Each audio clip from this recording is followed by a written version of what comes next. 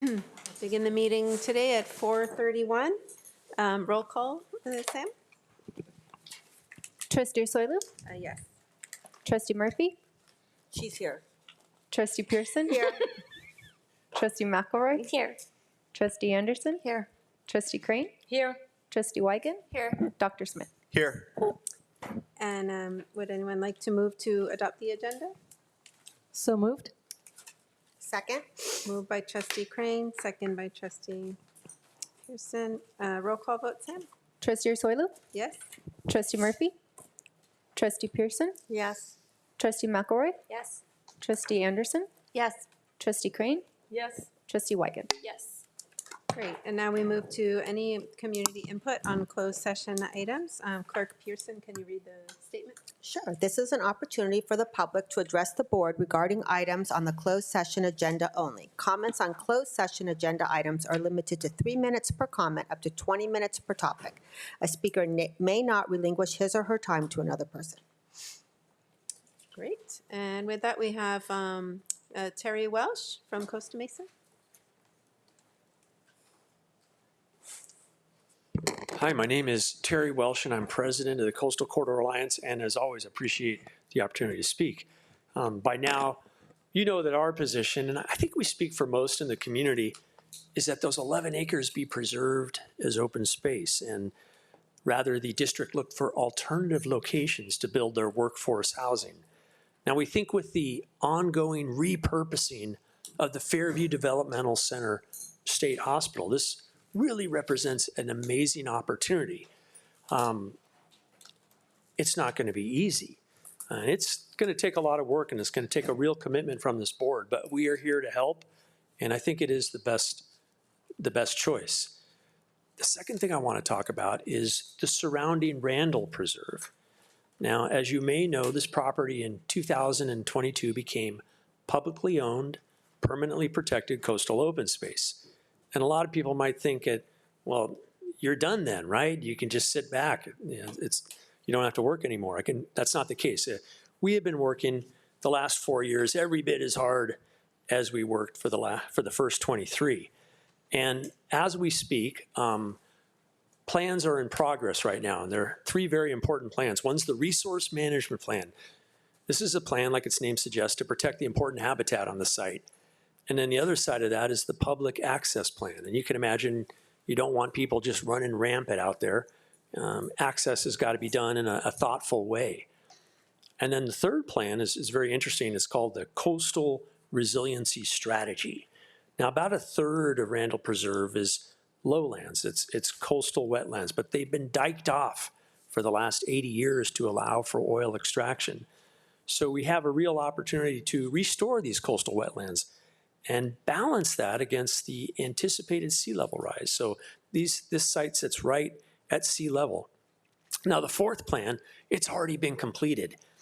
It's the Tribal Access and Engagement Plan. This is a plan that was developed just between the tribes and MRCA, the title owner of the property. And the tribes are going to have access to the property to hold ceremonies and, in a sustainable way, harvest native plants that have a traditional role in their culture. Now, all of these plans are available right now. Go to the Randall Preserve website. This is not our website. This is an official state Randall Preserve website. So please look at the plans. The third thing I wanted to say is returning back to the 11 acres. As you probably know, there's been a lot of storage activity on the site for the last 30 years. And I think it's the question of whether or not that's properly permitted needs to be resolved. Thank you for the opportunity to speak. All right, thank you. And with that, we will adjourn to closed session. We'll move to closed session, and the items are conference with real property negotiators, public employee discipline dismissal release, conference with labor negotiation, and we will return to open session at 6 p.m. Thank you.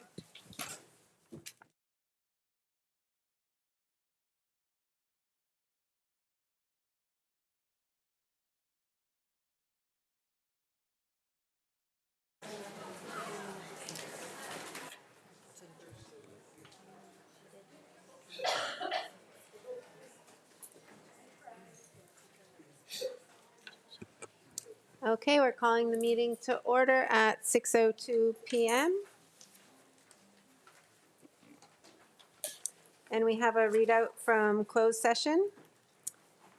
In closed session, the board took action to release and non-reelect 145 temporary certificated employees pursuant to Education Code Section 44954, effective at the end of the 2005-06 school year, and directed the superintendent or designee to send out appropriate legal notices. The roll call vote was as follows: 7 ayes, 0 noes. Opening ceremonies, moment of reflection pledge led by student board member Jeremy Lohr. Please stand and place your right hand over your heart. Ready? Begin. I pledge allegiance to the flag of the United States of America and to the republic for which it stands, one nation, under God, indivisible, with liberty and justice for all. Okay, adoption of the minutes. Anyone want to make a motion? So moved. So moved by trustee Crane. Second. Second by trustee Weigand. Roll call vote. Trustee Soilu? Yes? Trustee Murphy? Yes. Trustee Pearson? Yes. Trustee McElroy? Yes. Trustee Anderson? Yes. Trustee Crane? Yes. Trustee Weigand? Yes. Great, and with that, we will move to recognition of secondary student awards. Dr. Torres? Yes, good evening. Once again, one of our most exciting moments of our agenda, and that's to recognize students. So Keith Carmona is going to introduce this item. Good evening, President Soilu, members of the board, Dr. Smith. Thank you so much. Tonight we have an opportunity to recognize a group of students from one of our ROP programs at Estancia High School. We are fortunate this evening to have members of the ROP staff here with us, including Superintendent Dr. Brian Dozer and Director and Administrators Dr. Krista Shears-Ganga and Gina Escobar. And at this time, I'm going to introduce Mr. Holt, who's going to talk a little bit more about our amazing construction students.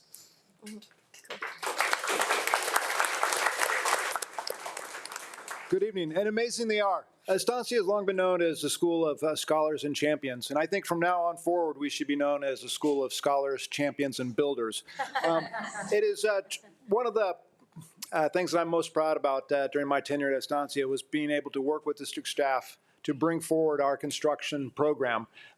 We've been greatly aided in our assistance through the ROP, and our students over the years have really flourished. And they've really flourished under the leadership of Ed, where's he at? In the ballroom. Well, let's bring him on forward so I can stop talking and he can start introducing our students and staff. But Ed Jasperson joined our school 3.5 years ago. Each year, he has had students compete in the state's design build competition. And I want to tell you a little bit about the competition before I introduce him and his award-winning students. Each year across Southern California, schools compete in a design build competition. This last event, there were more than 30 different learning institutions. And I want to emphasize these aren't just high schools. Some of the competition was community colleges, junior colleges. They took on schools from Ventura County down to the San Diego, inland into San Bernardino and Riverside. So 6 different counties, over 30 different learning institutions, one champion, and that champion was for the 2nd year in a row, those students under the tutelage of Ed Jasperson.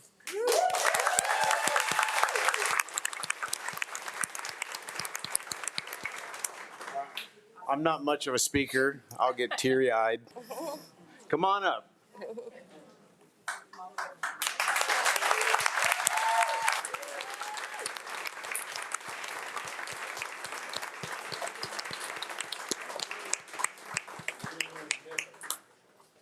Ross is here. Somebody take a photo, please. Not a speaker. If I could get you guys 2 rows tall in the back, less tall in the front. Less tall would be me.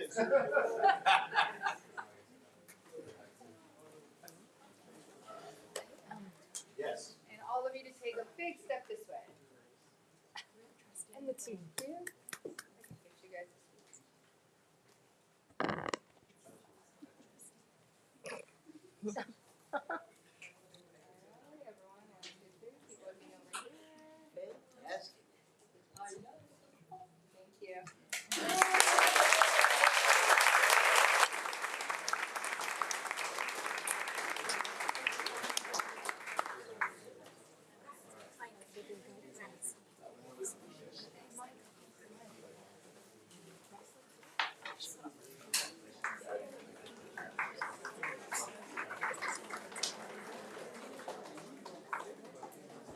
Congratulations, Estancia. Next up, we have the Newport-Mesa School District Classified School Employee of the Year recipients for 2026. Wonderful, and thank you. We are very excited. As Carrie said, it's a fun part of the agenda to celebrate, and we're going to continue celebrating with employees. So I'm excited to welcome Kristen Clark, our Administrative Director 2 of the Personnel Commission, to recognize and introduce our 2026 District Classified Employees of the Year.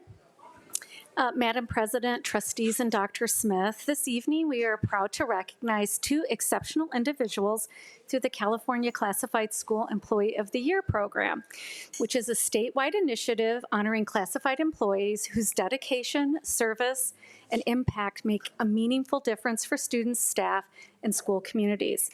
Classified employees are essential to the success of our schools. Whether working behind the scenes or directly with students and families, they help create welcoming, supportive environments that foster student achievement and well-being.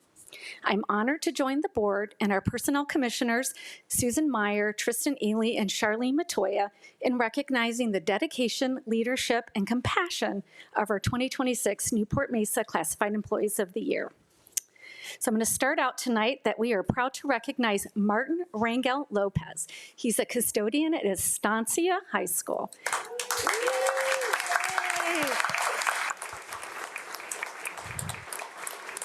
Martin exemplifies what it means to serve a school community with dedication, integrity, and heart.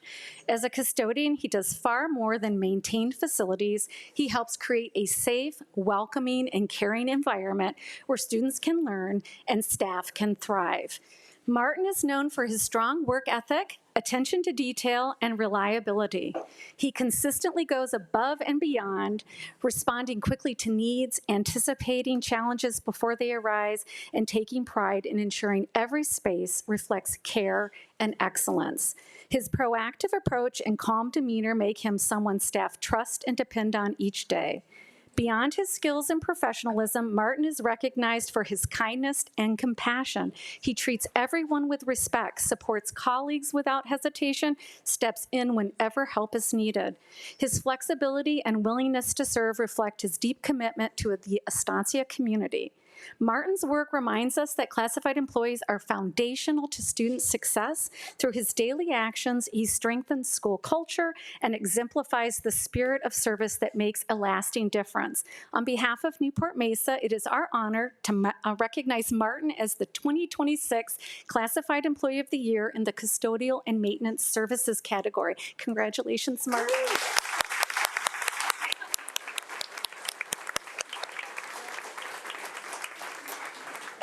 And Martin's wife is here too, if maybe she wants to get him a photo. She's also an employee of the district.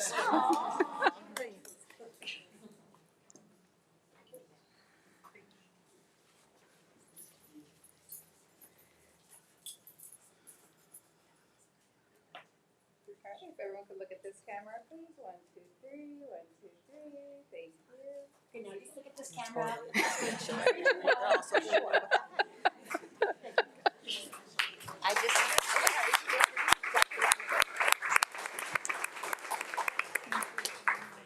Very much.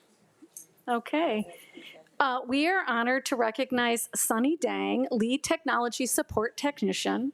Sunny plays a critical role in ensuring teaching and learning across our district remains connected, secure, and effective. His technical expertise supports everything from classroom technology and student devices to district-wide systems and instructional software. What truly sets Sunny apart is his proactive and solutions-focused approach. He doesn't simply solve problems, he improves systems through automation, streamlined processes, and thoughtful planning. Sunny has increased efficiency, reduced downtime, and protected valuable instructional time for students and staff. Sunny is also highly regarded for his exceptional customer service. He responds quickly, communicates solutions clearly, and empowers staff with knowledge and confidence to prevent future challenges. Sunny's work highlights the essential role classified employees play in supporting educational success. Through his dedication, expertise, and service, he makes a meaningful and lasting impact on our schools and community. We proudly recognize Sunny as the 2026 Classified Employee of the Year in the Technical Services category. Unfortunately, Sunny is unable to join us this evening, but we are pleased to have the president of CSEA Chapter 18, Amy Ching, and Administrative Director of Information Technology, Awesome Babovich, here to accept his recognition on his behalf.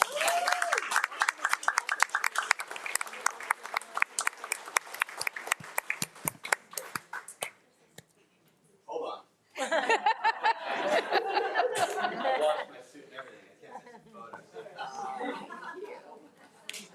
I think they're going to get it for him. We'll get it to him. Yeah.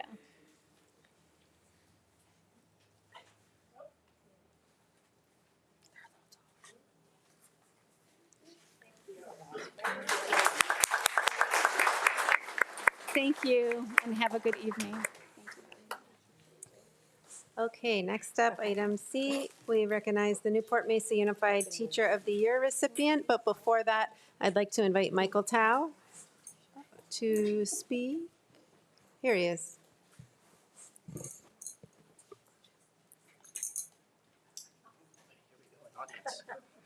Good evening, everyone. I'm Michael Toe, District Director for State Assemblywoman Kati Pichu-Norris.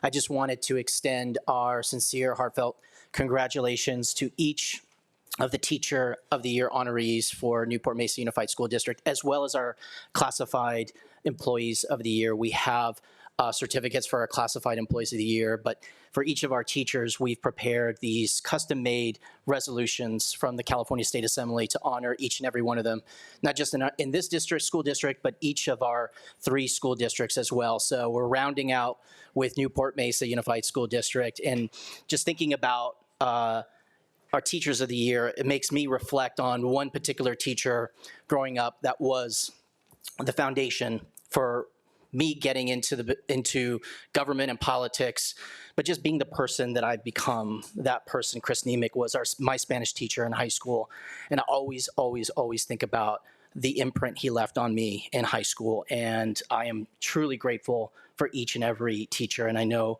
Kati is as well, and we have phenomenal teachers here in Newport-Mesa Unified School District. So congratulations. We'll present those resolutions when you go through the rest of the program here, but just wanted to extend our congratulations and thanks as well. So thank you.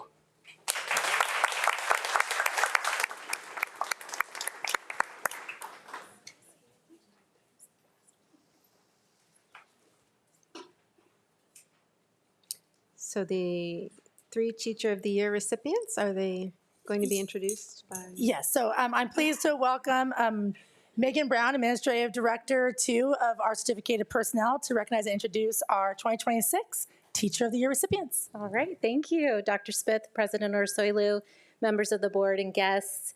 It's a pleasure to continue honoring our outstanding employees in Newport-Mesa Unified with the Teacher of the Year recognition. A little bit about this year's process. Through a site-wide nomination process, each site selected a site Teacher of the Year. These honorees then participated in a panel discussion with a group of educators, and they had an opportunity to reflect on their practice, their passion, and their impact on students. Following this collaborative and celebratory process, the Newport-Mesa Unified School District selected 3 Teachers of the Year for 2027. These exceptional educators represent the dedication, excellence, and heart of teaching that we see throughout Newport-Mesa Unified. So during the 27-28 school year, they'll go on to represent our district in the Orange County Department of Education Teacher of the Year program. So we're proud to recognize the NMUSD Teachers of the Year for 2027. And we're going to start with Jacqueline Washington from T. Winkle Intermediate School.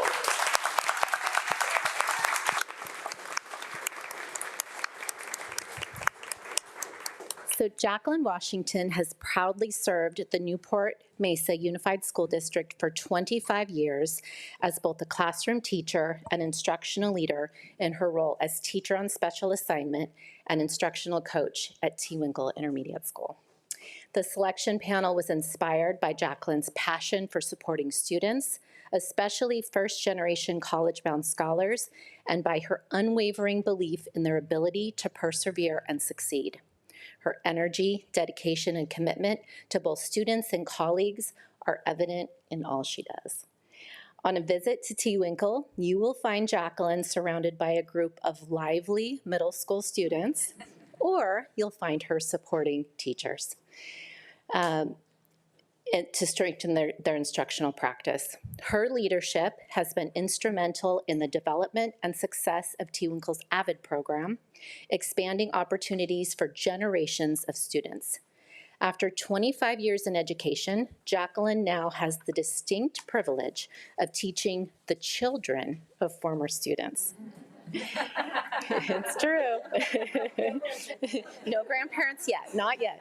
During future Trojan Night, former students eagerly return to share stories that often begin with the words, "Without Ms. Washington, I never would have been able to fill in the extraordinary achievement."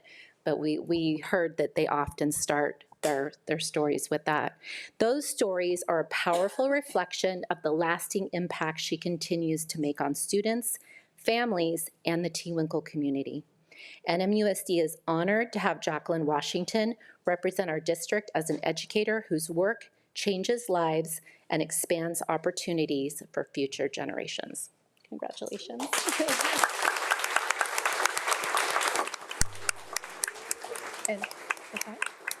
And Jacqueline's children are here, so we can invite them up to take a photo as well.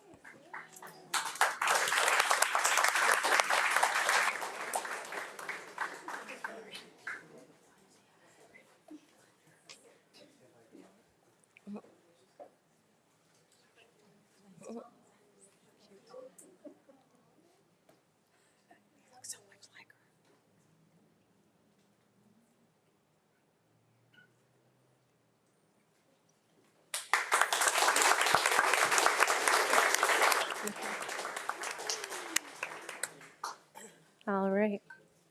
Congratulations, Jacqueline. And next, it's my pleasure to invite up Serenity Fisher from Anderson Elementary School.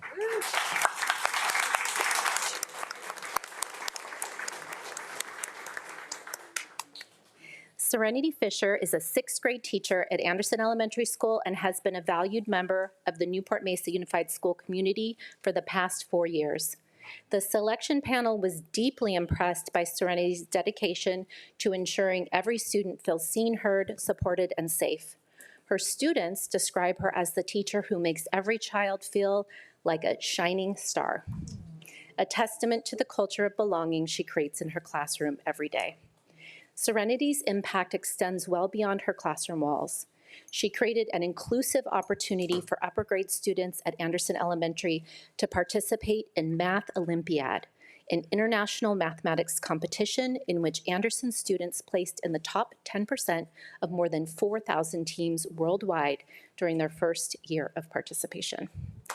For Serenity, I know, that alone, but there's more. For Serenity, however, inclusion matters more than competition. She views Math Olympiad as an opportunity for all interested students to experience math as engaging, positive, and fun. Because of her leadership, even more elementary students across NMUSD will have access to this STEM opportunity in the coming year. During her conversation with the panel, Serenity spoke passionately about the power of collaboration with her grade level team and the unwavering commitment at Anderson Elementary to leave no stone unturned in support of student success. Serenity Fisher exemplifies the innovation, care, and collaborative spirit that define NMUSD educators, and we are proud to recognize her as a 2027 NMUSD Teacher of the Year. Serenity also has her family here. They'd like to come up for the photo.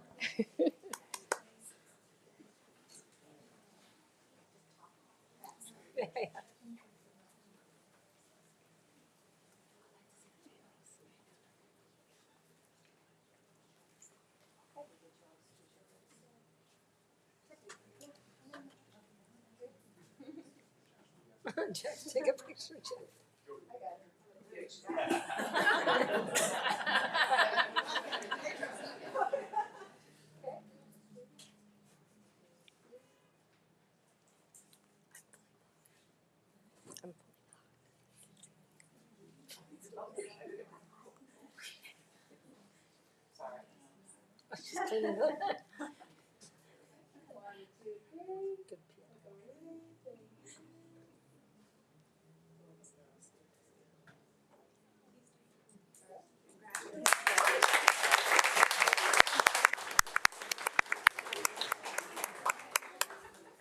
All right.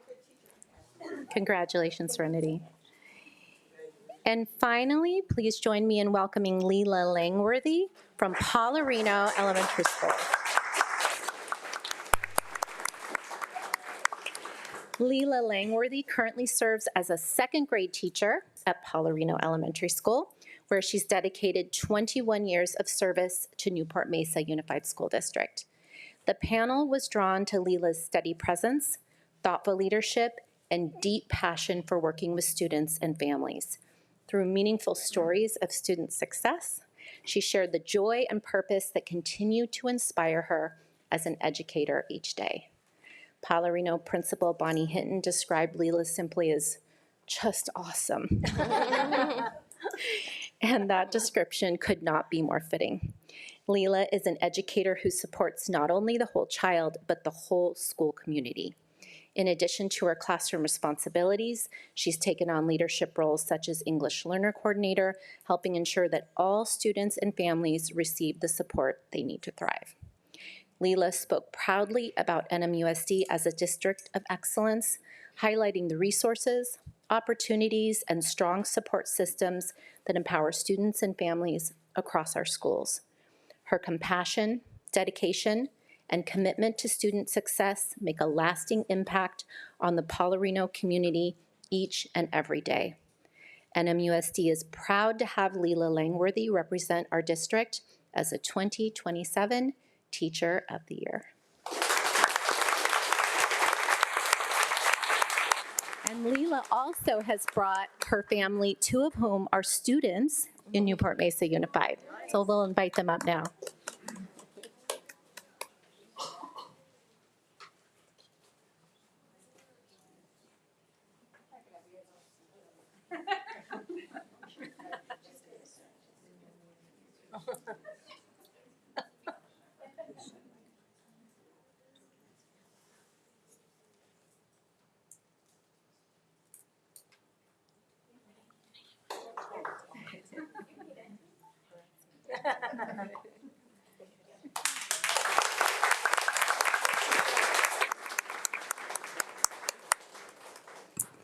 All right, and one last time on behalf of NMUSD, please join me, not T, D, join me in congratulating Jacqueline Washington, Serenity Fisher, and Leela Langworthy as our 2027 Newport-Mesa Unified School District Teachers of the Year. Thank you.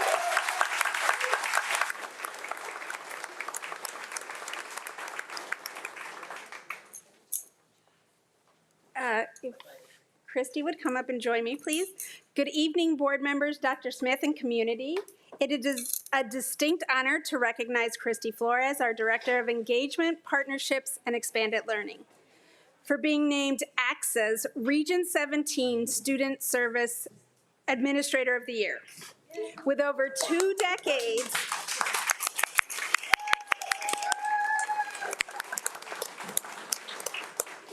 she has over 2 decades dedicated to our district and has demonstrated her leadership excellence in multiple positions. In her current role, she leads comprehensive programs that provide critical support for all student populations, including our McKinney-Vento and foster youth. She has driven measurable improvements through key initiatives such as community schools, reducing chronic absenteeism, and elevating family engagement through robust resources and enrichment programs. She has grown our after-school program and continues to build a strong academic dose during that time, and she is frequently recognized by CDE for her being an innovator in this space. Her data-driven leadership ensures high-quality outcomes while fostering a culture of belonging and excellence where all students can thrive. And adults, she is an incredible team builder. Please join me in congratulating Christy Flores on this well-deserved professional recognition.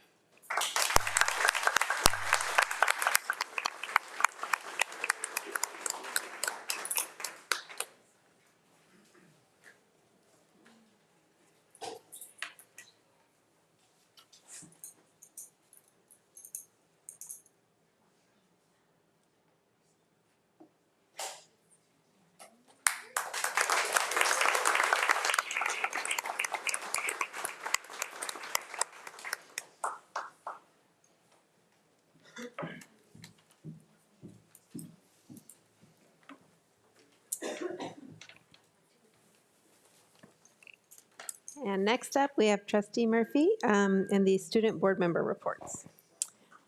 Good evening, our student board members. It was fun to recognize you at dinner and congratulate you on all of your next adventures. For tonight, your question was, what was your favorite or most valuable thing that you learned this year? Shall we go first? Jeremy, you want to go first? Okay. Good evening, Superintendent Smith, esteemed board members, and members of the community. It has been an incredible privilege to serve this year as a student board member, and I could easily pull from one of my many experiences to talk about what I've learned. But I've also learned a lot of lessons this year that will guide me as a person, not just as a student. While it won't be easy to pick the most meaningful experience, I'm going to try. When I think about the past year and how I've grown, sure, I think of public speaking, advocating for my community, and academic activities like that. But the most valuable lesson I've learned is that it's important to do what you love. When I come to these meetings and have the opportunity to interact with you all, it lights a fire in me and reminds me that this, helping people, is what I love to do. But that's not all. Yes, it's important to do what you love, but more specific than that, do what you love right now. Tomorrow is never guaranteed, and time flies by a lot faster than you think. I mean, in just 14 days, this chapter of my life is closing, and I'll be graduating. I've enjoyed my high school experience, but that doesn't mean I don't have any regrets either. There's things I'd wish I'd done, but at the same time, I appreciate that I went to every high school dance, senior sunrise, and made the most of the time that I had. Now that it's over, though, I can't believe it went by so fast. We all know the cliche, time flies when you're having fun. This year has embodied that for me, not only as a senior, but also as a student board member. Back in September, I remember sitting up here for the very first time, beginning to wonder what I wanted to advocate for. Fortunately, there were some successes. ECHS saw a lot of menu additions, and working with the Nutritional Services Department was incredible. I learned so much about how to approach these issues and how to create meaningful change that will help students. At the same time, there were also some things that I never got to do. Part of it was maybe me thinking that I had a lot of time left and that I could just do it next week. But some of this is a wellness room at ECHS. I've spoken about it before, but time got away from me. Regardless, I hope that maybe next year or in the years to come, it's something that's pursued and created. In closing, I'm so thankful to have had the opportunity this year to learn alongside you all. I know that looking back, even though it's already over, this will be one of the most amazing and incredible experiences of my life. I've enjoyed every moment of it, and I can't thank you all enough for the support that you've given me.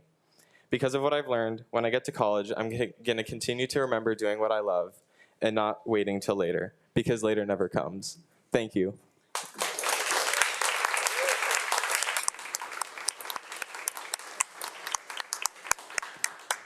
Thank you, Jeremy. And you're right, we will continue looking into the Wellness Center. It's going to happen. It's a really, thank you. Thank you for that. We'll keep you posted on how that goes. Okay, next, how about Rosalind? You ready? Rosalind Ruiz.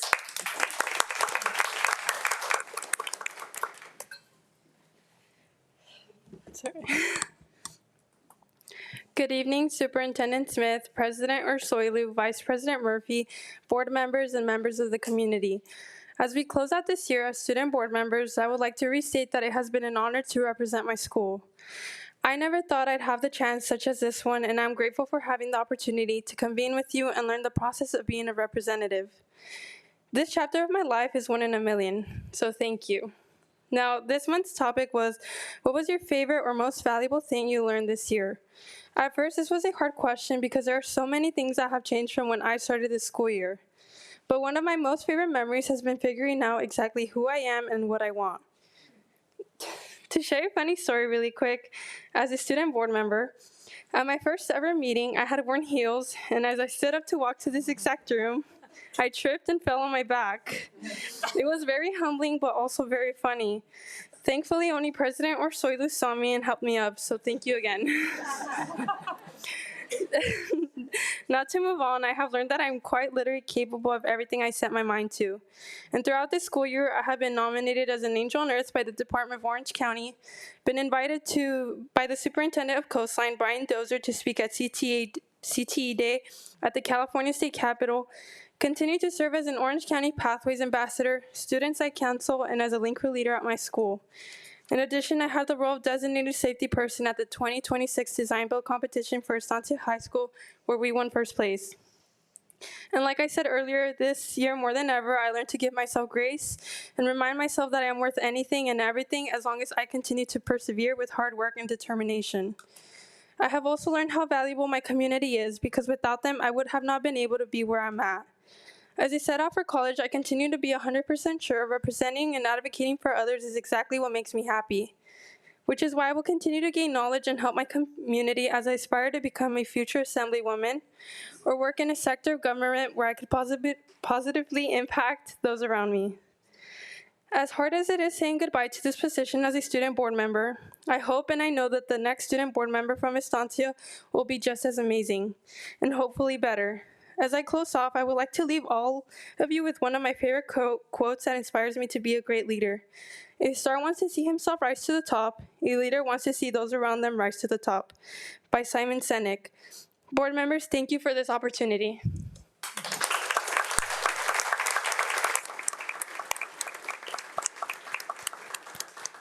Thank you, Rosalind. You made me tear up a little bit, so thank you for that. That was amazing. Next, we have Audrey from Newport Harbor.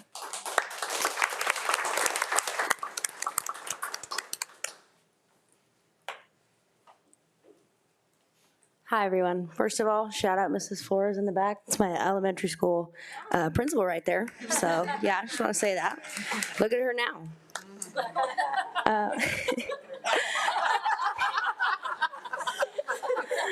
She's amazing. That's what I meant. As I'm sure you all know by now, my name is Audrey Solomon, and I'm a junior at Newport Harbor High School. I can't believe that the final meeting of the year is upon us, and I'm so happy to be here sharing my reflections with you. The most valuable thing I've learned in the past several months is that AI can never replace true learning. There are numerous times when using ChatGPT to finish a homework assignment was all too tempting, whether that be coming home late from a tennis practice or coming home tired after a long shift at Starbucks. Taking the easy way out seemed very, very tempting. As I look forward to graduating high school and attending college, it's important to me that I know how to navigate real-world situations.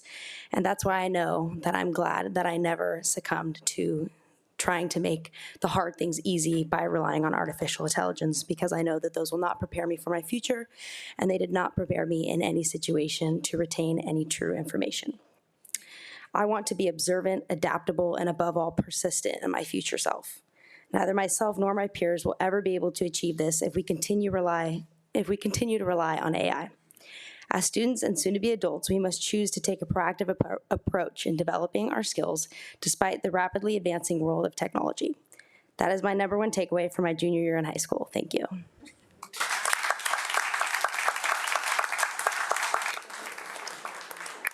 Thank you, everyone. All right, next is Harbor Council PTA. Ms. Fleur, we're hoping you'll be as enlightening as those guys were. You have a pretty high bar tonight.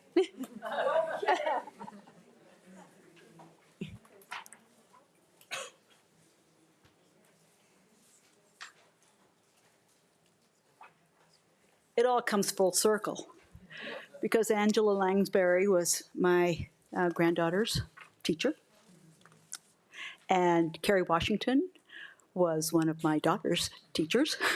So it's wonderful to have this, and I'm thrilled at Estancia with their construction technology because I was on the Coastline ROB board when we established that pathway at Estancia.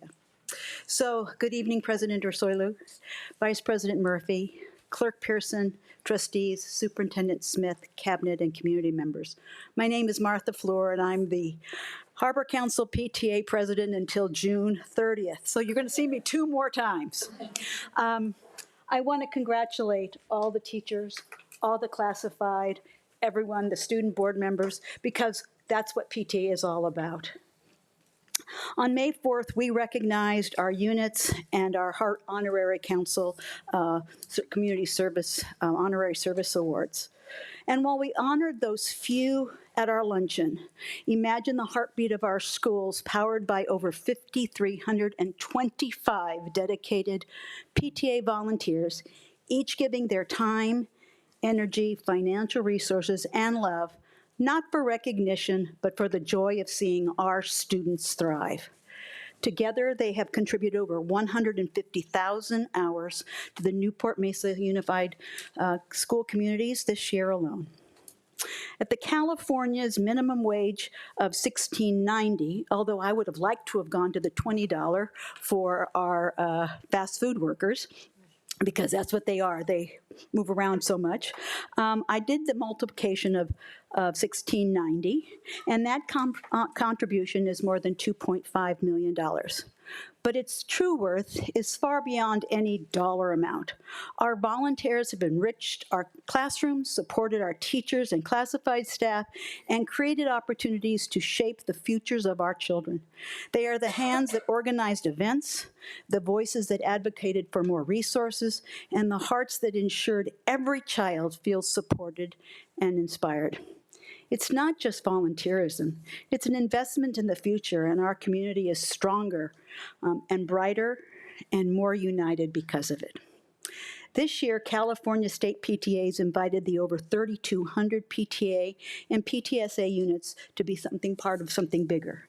And through the Together We campaign, and you have that little walkthrough, we were issued a challenge to celebrate the strength, diversity, and unity of PTA members from every corner of the state. From the redwoods to the desert, the coastline to the Capitol, every member, every voice, every action matters. We like to honor those. For example, the first challenge was We Plan Together. 7 of our units submitted their 2025-2026 membership theme and goals by September of 2025. The second one was Together We Grow Fast. That was we were to challenge and get 100 members in each of the units by the first 100 days of school. We had 16 units meet that challenge. The third unit was we were to get at least 30 members by the Ready, Set, Remit deadline, which is the first 30 days, and that was by October 30th, and we had 15 units succeed there. The fourth unit was, they get a little bit harder each time. The fourth unit was We Support Our Schools, and that was to achieve 100 teacher memberships by November 30th. We had one school that achieved that goal, and that is Newport Coast Elementary School. And we are grateful for them. The fifth challenge was We Rise Together.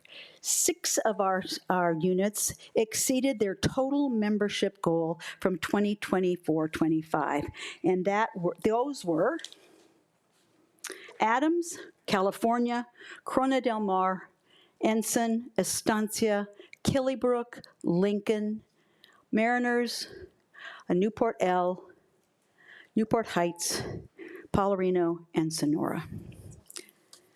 We also had the next one, which was Together We Celebrate. They got 17 members by February 17th because that's the Founders Day. And that was Paularino Elementary School, and we are so grateful for them. The last 2 were the most daunting. The one that I just mentioned was Together We Build, Help Us Grow by increasing their membership by 2% or more over their 24-25, and I read that one to you.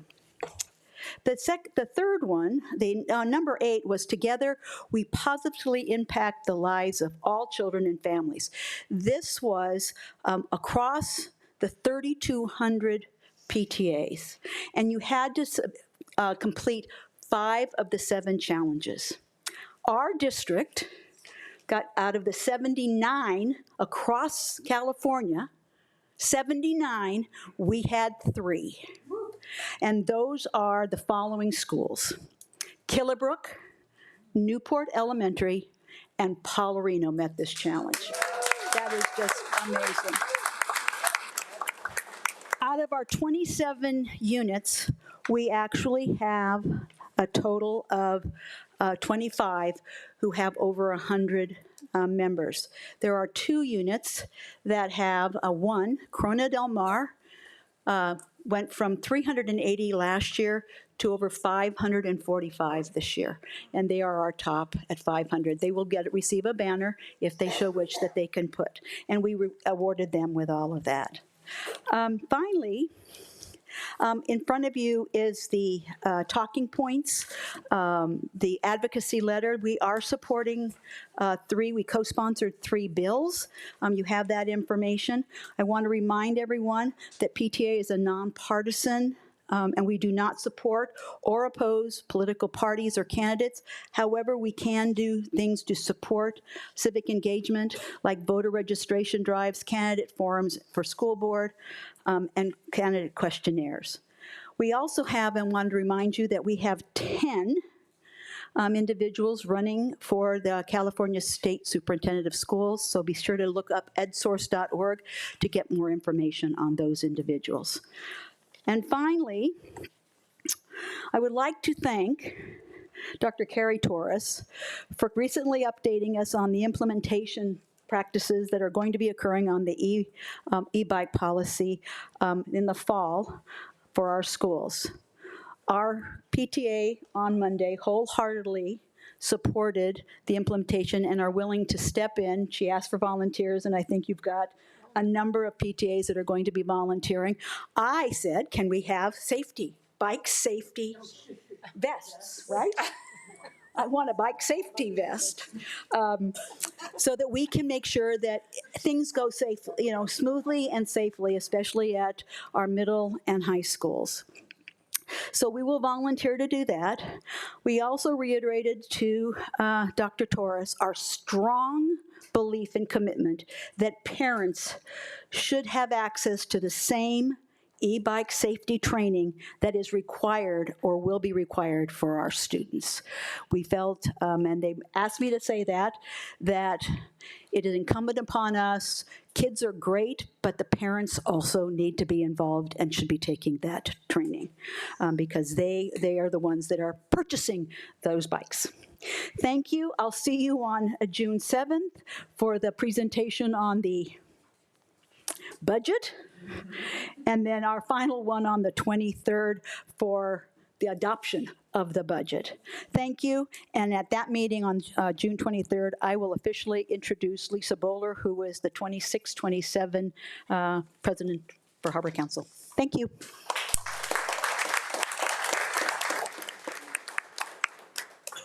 All right, thank you so much for that. Next up is CSEA and NMFT President comments.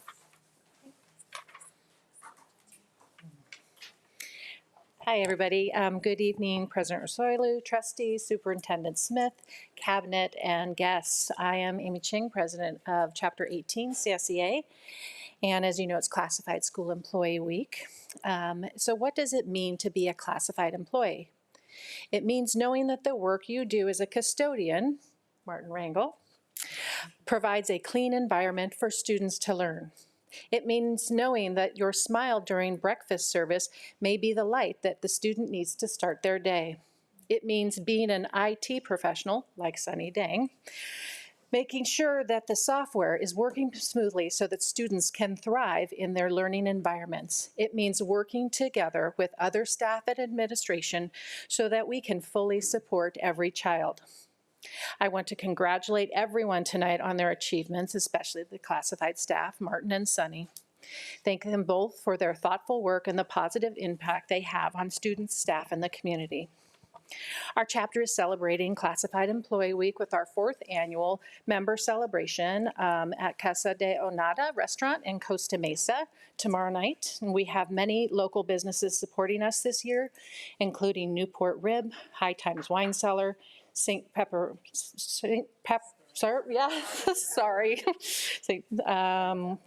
First, Aquarium of the Pacific, and Fogo de Chao. We want to thank all of the community for their continued support for classified employees. And then on Thursday, we will continue to celebrate here at the district during ACE Day, appreciating classified employees. It's an annual tradition where trustees and administrators are paired with classified staff during their workday and get to see firsthand the crucial work we provide in supporting student success. Thank you to all who are able to participate this year. As we celebrate this week, we also celebrate the successes of our students and those graduating. We hold a piece of you in our hearts, and we wish you the greatest success as you continue on your journey. We look forward to continuing to do the good work for students, staff, and the community. Thank you.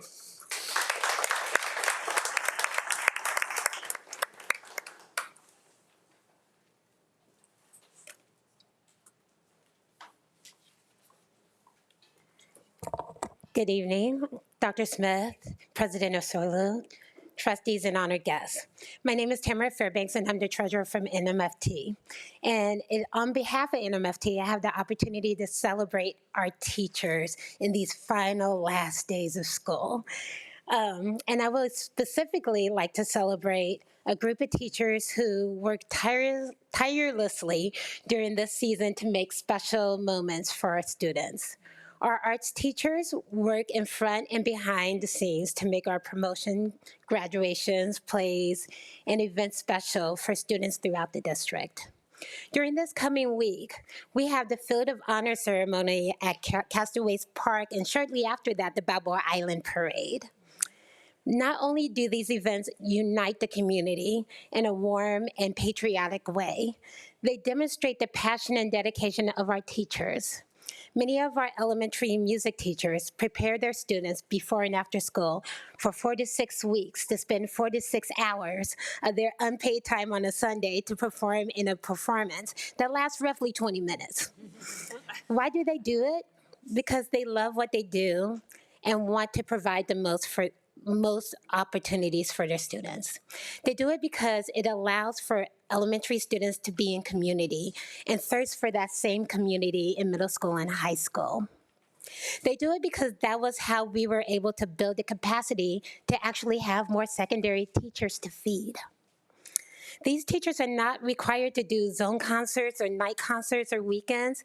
They chose to do it to provide opportunities for students and programs so they can feed into them.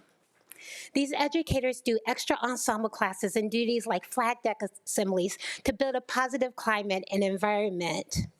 Now that we have this group of educators teaching our self-contained classes, we are witnessing the benefits of seeing these students more often. We see their joy in navigating the classroom and want to bring more tools to them so they can be successful. Will this be a bridge for us to have unified arts? I don't know. I do believe that these people want to invest in every child equitably, and that's to be commended. Now that we are the trendsetters for bringing prep time for our self-contained teachers through our music classes, I could see us thriving to be unified in all areas in the near future. Thank you, board, for attending our events. This is just a small example of the hard work that our arts teachers have been doing on behalf of our students, and we just thank you for that.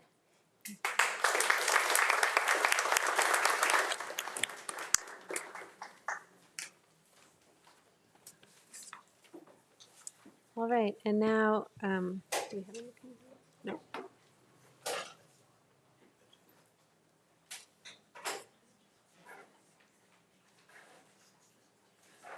Yeah. Okay, can Clerk Pearson please read the statement? This is an opportunity for the public to address the board regarding items not on the regular meeting agenda. Comments on non-agenda topics are limited to 3 minutes per comment, up to 20 minutes per topic. A speaker may not relinquish his or her time to another person. By order of the Brown Act, Section 54954.2, the board will take no action nor have any discussion on non-agendized items. The superintendent may provide clarification during superintendent's comments. Great. Up next, we have Alexandra Williamson.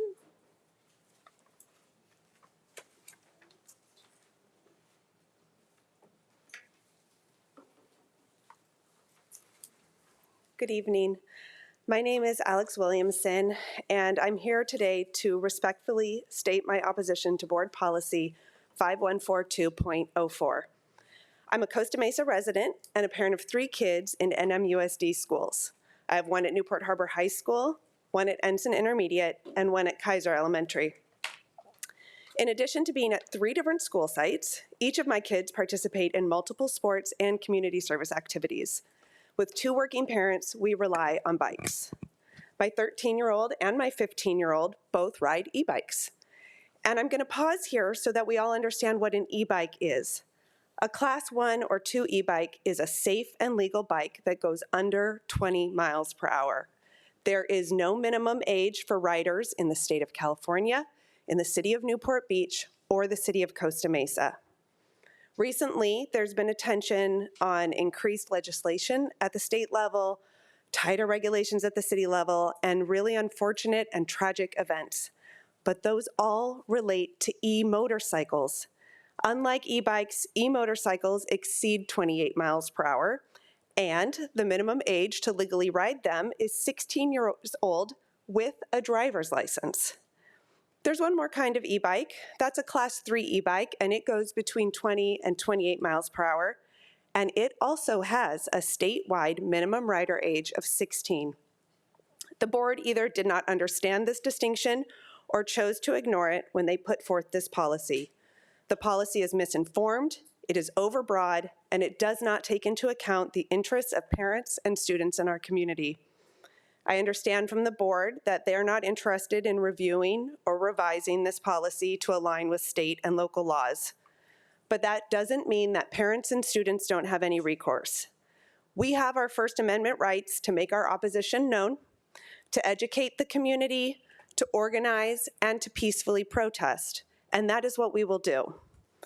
And I'm here not just to state my opposition, but to invite you all to collaborate with us on real and meaningful ways to keep kids on bikes safe. And when the board decides to work with parents, with students, with local business owners, and with law enforcement to help good kids safely ride legal bikes to school, then we will welcome you into the conversation. Thank you. Next, we have superintendent comments. Yeah, so limited clarifications. And I just want to make sure that, for the record, remind the public that the board did hear the clarifications between the different types of bikes, and those issues were brought up by parents. As far as working together with the school district, I can speak for my staff. We'd love to continue conversations about how we keep kids safe in our community, and that's on bicycles, however they walk. Safety is a priority. We're sending out our summer safety message very, very soon. So we welcome that opportunity as staff to talk more about what we continue to do to keep these amazing young people safe.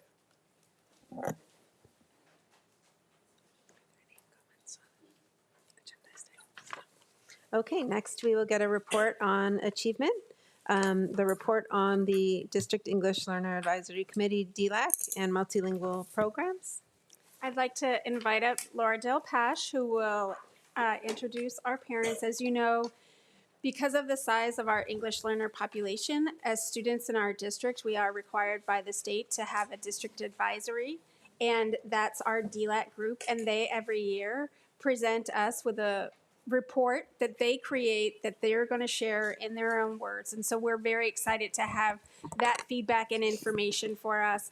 And then following that, Laura will do a very succinct presentation on multilingual progress and development over the past year. So good evening, President Ursoilu, trustees, Superintendent Smith, and Cabinet. It's my pleasure to introduce the District English Learner Advisory Committee Board Report for 2025-26.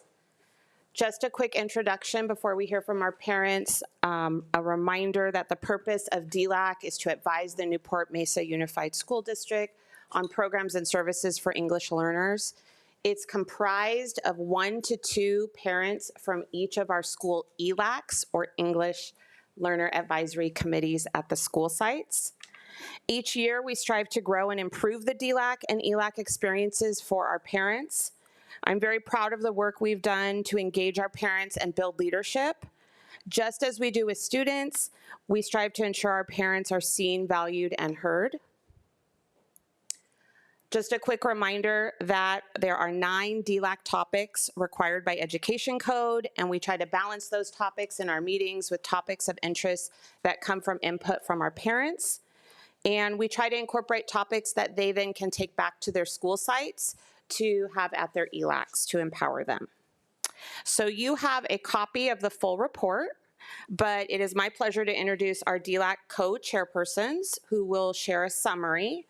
So Ms. Carmen Ramirez is going to share in Spanish, and then following Ms. Carla Hernandez will share the summary in English.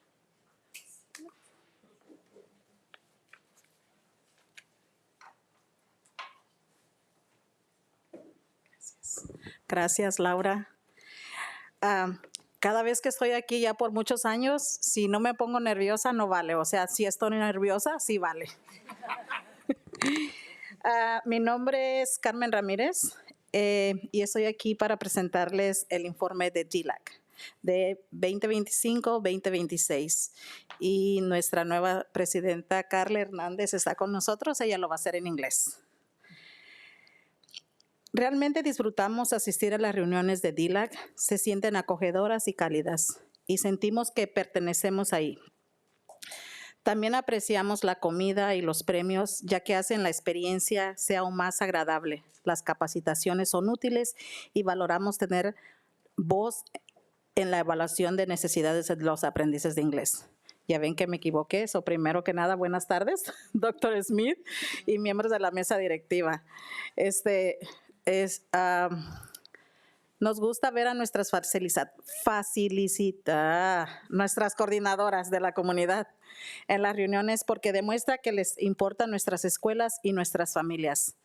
También creemos que sería muy positivo que los miembros de la mesa directiva de DELAC asistieran a las reuniones de ELAC para compartir más información. Los recursos compartidos durante los anuncios son muy importantes para nosotros porque a veces esa es la única manera que nos enteramos de que está disponible. Nos encantó la feria de recursos y la oportunidad que conectamos con diversas agencias. La actividad del pasaporte hizo una experiencia más divertida y fomentó la participación. También apreciamos la sección de bienestar. Fue muy significativa y solo nos hubiera gustado tener más tiempo para ella. La reunión con el superintendente también fue muy de gran experiencia y nos gustaría tener más oportunidades como esas en el futuro.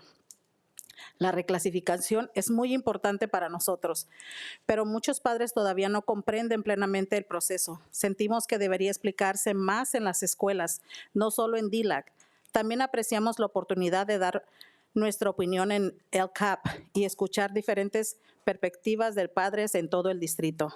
Estamos agradecidos por los recordatorios, las invitaciones del equipo del programa Multilingual. Realmente nos ayuda a mantenernos conectados. Creemos que ayudará más aún si las coordinadoras de la comunidad invitaran personalmente a los padres, ya que marcaría una gran diferencia. Nos gusta Parent Square, especialmente por la comunicación, aunque a veces hay demasiados mensajes, diferentes formatos. Creemos que las escuelas pueden hacer más para promover ELAC, compartiendo información en eventos como Open House y comunicándose directamente con las familias para que más padres se sientan motivados a asistir. Disfrutamos programas como Grupo Crecer, especialmente para los nuevos padres. Los padres aprecian la participación, los videos y las conversaciones. Se recomienda que futuras secciones incluyan temas como la violencia doméstica y bienestar familiar. Los comentarios sobre disciplina positiva son variados, lo que evidencia la necesidad de ofrecer una gama de temas que respondan a distintas necesidades e intereses de las familias. Finalmente, realmente apreciamos oportunidades como asistir a CABE. Fue una gran experiencia y esperamos que más padres puedan participar en el futuro. En nombre de todos los padres de DELAC, queremos agradecer a los miembros de la mesa directiva, Ashley Anderson, al asistente de la superintendente Socorro Schill y al director Kay Carmona por su continua participación y apoyo. También queremos agradecer al equipo de traductores del distrito y a las señoras encargadas del cuidado de niños, cuyos servicios siempre son brindados y muy apreciados. También queremos agradecer a Laura Del Paz, Jackie Gaitán, Zaira Díaz por su maravilloso trabajo este año. Gracias a todas las coordinadoras de la comunidad por su continuo apoyo y compromiso. También agradecemos la gran celebración de fin de año. Gracias por escucharnos y por valorar nuestras voces como padres. Estamos aquí porque nos importa profundamente el futuro de nuestros hijos y agradecemos la oportunidad de ser parte del trabajo juntos. Gracias. I'm a little nervous, so I'm sorry. I'll be translating everything in English. So good evening, Dr. Smith and the board members. My name is Carla Hernandez, and I am here to present 2025-26 DELAC report. We really enjoy coming to DELAC meetings. They feel welcoming and warming, and we feel like we belong there. We also appreciate the food and the prices. They make experience even more inviting. The training are helpful, and we value having our voices in the English learner needs assessment. We like to see our school community facilitator as a meeting because it shows they care about our schools and about us. We also think it will be great if DELAC board members could visit ELAC meetings to share more information. The resources shared during announcements are very important to us because sometimes that is the only way we hear about what is able. We really love the resource fair and getting to connect with friends and agencies. I'm sorry. The passport activity made it fun, encouraged participations. We also appreciated the wellness section. It was meaningful, and we just wish we had more time for it. The meeting with the superintendent was also great experience, and we will love to have more opportunities like that in the future. Reclassification is very important to us, but many parents still don't fully understand the process. We feel it should be explained more at the school sites, not just at DELAC. We also appreciate the opportunity to provide input on LCAP and hear different perspectives from parents across the district. We are thankful for reminders and invitations for multilingual programs team. They really help us stay connected. We think will help even more SCFS personally inviting parents because that makes a big difference. We like Parent Square, especially for communication, but sometimes there are too many messages in different formats. We believe schools can do more promote ELAC by sharing information at the events like open house and by reaching out directly to families so more parents feel encouraged to attend. Parents value Grupo Crecer and Disciplina Positiva programs are appreciated. Their positive impact on families through meaningful parents, videos, and discussions. Parents also express interest in continuing to offer variety of topics such as of family, wellness, and other subjects support the diverse. Sorry. And it interesting of families. Finally, we really appreciate opportunities like attending the CABE conference. It was great and great experience, and we hope more parents can participate in the future. On behalf of DELAC parents, we want to thank the board member, Ashley Anderson, Assistant Superintendent Socorro Shell, and Director Kate Carmona for their continued participation and support. We also want to thank the district translator team and the ladies they're in charge of the childcare who do serve, and we always provide appreciation. We will also like to thank Laura Del Paz, Jacqueline Gaitan, and Zaira Diaz and their wonderful work this year. Thank you all the school community facilitators for their continued support and commitment. Thank you as well for the wonderful celebration held at the end of the school year. Thank you all for listening to us and value our voices as a parents. We are here because we care deeply about our child's future, and we appreciate the opportunity to be part of this work together. Thank you so much.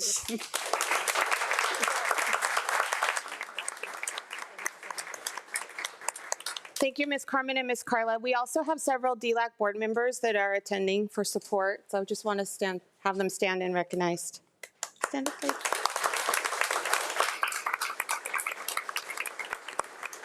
Thank you. For the DELAC portion, the DELAC board report, do you have any questions for Ms. Carmen, Ms. Carla, before we move on to multilingual? Carmen, so you were saying that's too many messages in Schoology, right? Sí, porque lo que pasa es que dan como secundaria, primaria y todo, y entonces tenemos que abrirlos a ver cuál viene de secundaria, cuál y de preparatorias, o son muchos y a veces nos confunden, o tal vez solo haya uno para pura secundaria, uno para pura primaria y uno para pura preparatoria, porque viene todo junto. Yeah, I totally agree. Gracias. Thank you, Carmen. Any other questions? Okay, thank you, ladies. Thank you so much.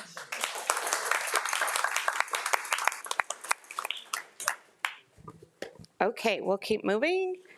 Thank you so much for the opportunity to continue with a few updates from multilingual programs. Just to set the stage, a reminder of the California Department of Education English Learner Roadmap. This is a policy based on 4 principles, and all of the work in multilingual programs is based on the roadmap. In our work with English language development, we have 2 overarching goals, and we share these goals with anywhere we are with teachers and with parents. Number 1, that students acquire English proficiency as rapidly and effectively as possible. And number 2, that English learners have the same rigorous grade level standards that are expected of all students. When these 2 goals are achieved, students can reach the ultimate goal of reclassification. Also, we recognize an assets-based approach, and that is embedded in all the work we do with students and families and staff. And we recognize that our multilingual students bring assets to the classroom. So jumping into some data, this is our most current data as of last week, hot off the press. You see our overall number of English learners. It's quite a bit lower than we started the school with because we've reclassified several hundred students. And you'll notice our long-term English learners, or LTELs. I'm going to use that acronym a few times tonight. So LTELs are long-term English learners that have been in an EL program for 6 years or more. You see our newcomer students that are defined as students in an EL program 3 years or less, and they're born outside of the United States. Of our English learners, we continue to have over 30 languages represented in Newport-Mesa. Spanish is our predominant language, and our next largest language is Russian. And then our population also includes just under 3,000 reclassified students and just over 700 students who are classified as fluent upon school entry.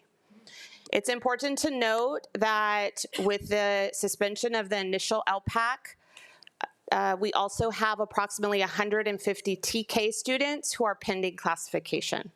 So those numbers are actually probably a little larger. Reclassification is the process to move a student from English learner classification to fluent English proficient. And these are the criteria that are set forth by Ed Code. To give a little more detail on the LPAC, the English Language Proficiency Assessment for California, students must score an overall level 4. For basic skills, they must meet specific grade level cut points on measures such as DIBELS, STAR, or SBAC, as well as earning passing grades. And then we also ensure that all parents are consulted regarding reclassification. You'll notice the little red box under basic skills, and that just highlights a change from prior years. So this year we engaged in a process to update the criteria from the STAR instructional reading level, or the IRL, and we're now going to use the Lexile level moving forward. For the Lexile, that can be on the STAR test or the SBAC, which gives students a little more opportunity to reclassify. Here's the reclassification process and timeline, and this just highlights some of the critical components. It is a process that we go through all year. We start as soon as school starts. Actually, we're starting now because we're identifying students for next year, and go all the way through the end of May. So in the fall, we identify students that achieve an LPAC 4, and we monitor their basic skills tests. In December, we execute that reclassification protocol. And then the second half of the year, we continue to reclassify students as soon as they are eligible. For students, that arrow on the bottom represents our students that don't quite make that LPAC 4, and we're constantly providing goal setting, strategic supports, lots of different things to try to get them to reclassification for the next year. All of that happens, you heard one of our teachers of the year is an EL coordinator, so we have teachers at each school site that assist us with this process, as well as other duties related to English learners. Here's our reclassification data for the last 3 years. We've stayed on track with our percentage of students reclassified district-wide. The one thing I want to highlight is our process for students on IEPs. We do have an alternate process. You'll notice in that data we've had a significant drop. So we can thank the state for that, because they have a much stricter guidance or policy on what that process can look like now in districts. So unfortunately, it's very restrictive on having us look at the unique needs of students on IEPs in relation to reclassification. So that is a difference there that you'll notice. So in looking at data for English learners, it's always a little challenging, because once students reclassify, we take them out of the English learner group. So we're always looking at ways of evaluating our program and seeing how students are performing. And so recently we wanted to look at students that started with us in TK or Kinder, and how many we're reclassifying by 6th grade, which really is the goal, that we're reclassifying students that have been with us since the beginning by 6th grade. So this data shows that based on the percentages of students over the last 3 years, and this doesn't include this year yet because we're still evaluating that we have seen an increase of those students that started with us and they're reclassifying before they leave 6th grade, which is exciting news. And then we also want to look at those LTELs, so those students that are going on to secondary as long-term English learners.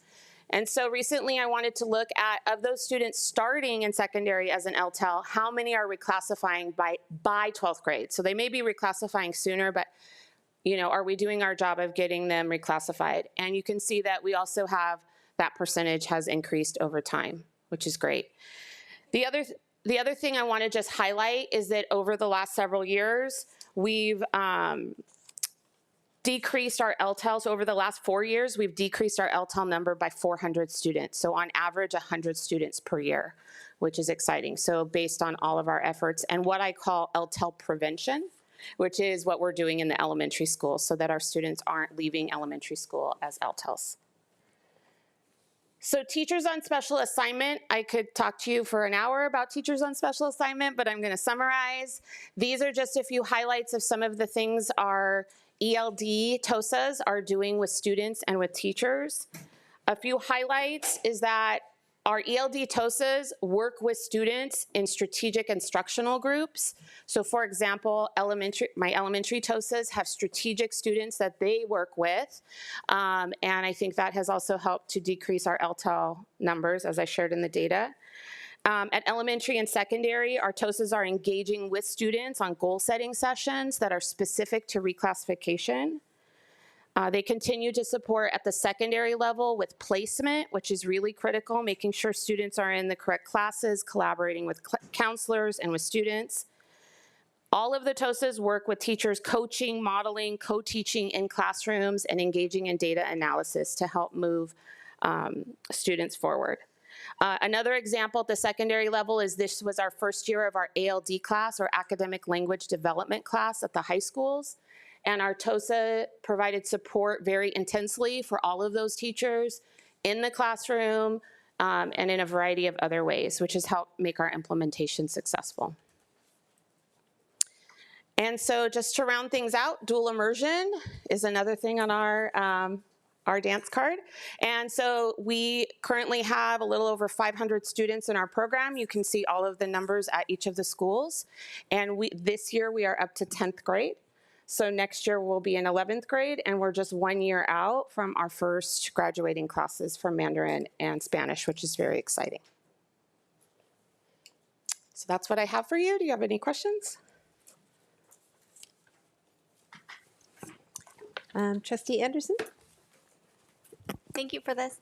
I just wanted to say thank you so much for you and your entire team for the dedication and all of the effort and innovation that has gone into making sure that all of our parents are well aware of LPAC, what's in LPAC, having some of those training sessions at the school site so parents can come where they're comfortable, and really understanding the importance of reclassifying by 6th grade to see more than a 10% increase from 62% to 75% is really wonderful to see. So thank you for all of those efforts. I think it really pays off, especially when our students can take electives and things that matter to them in higher level classes rather than taking the English language classes continually in junior high and high school. I was wondering for the dual immersion programs,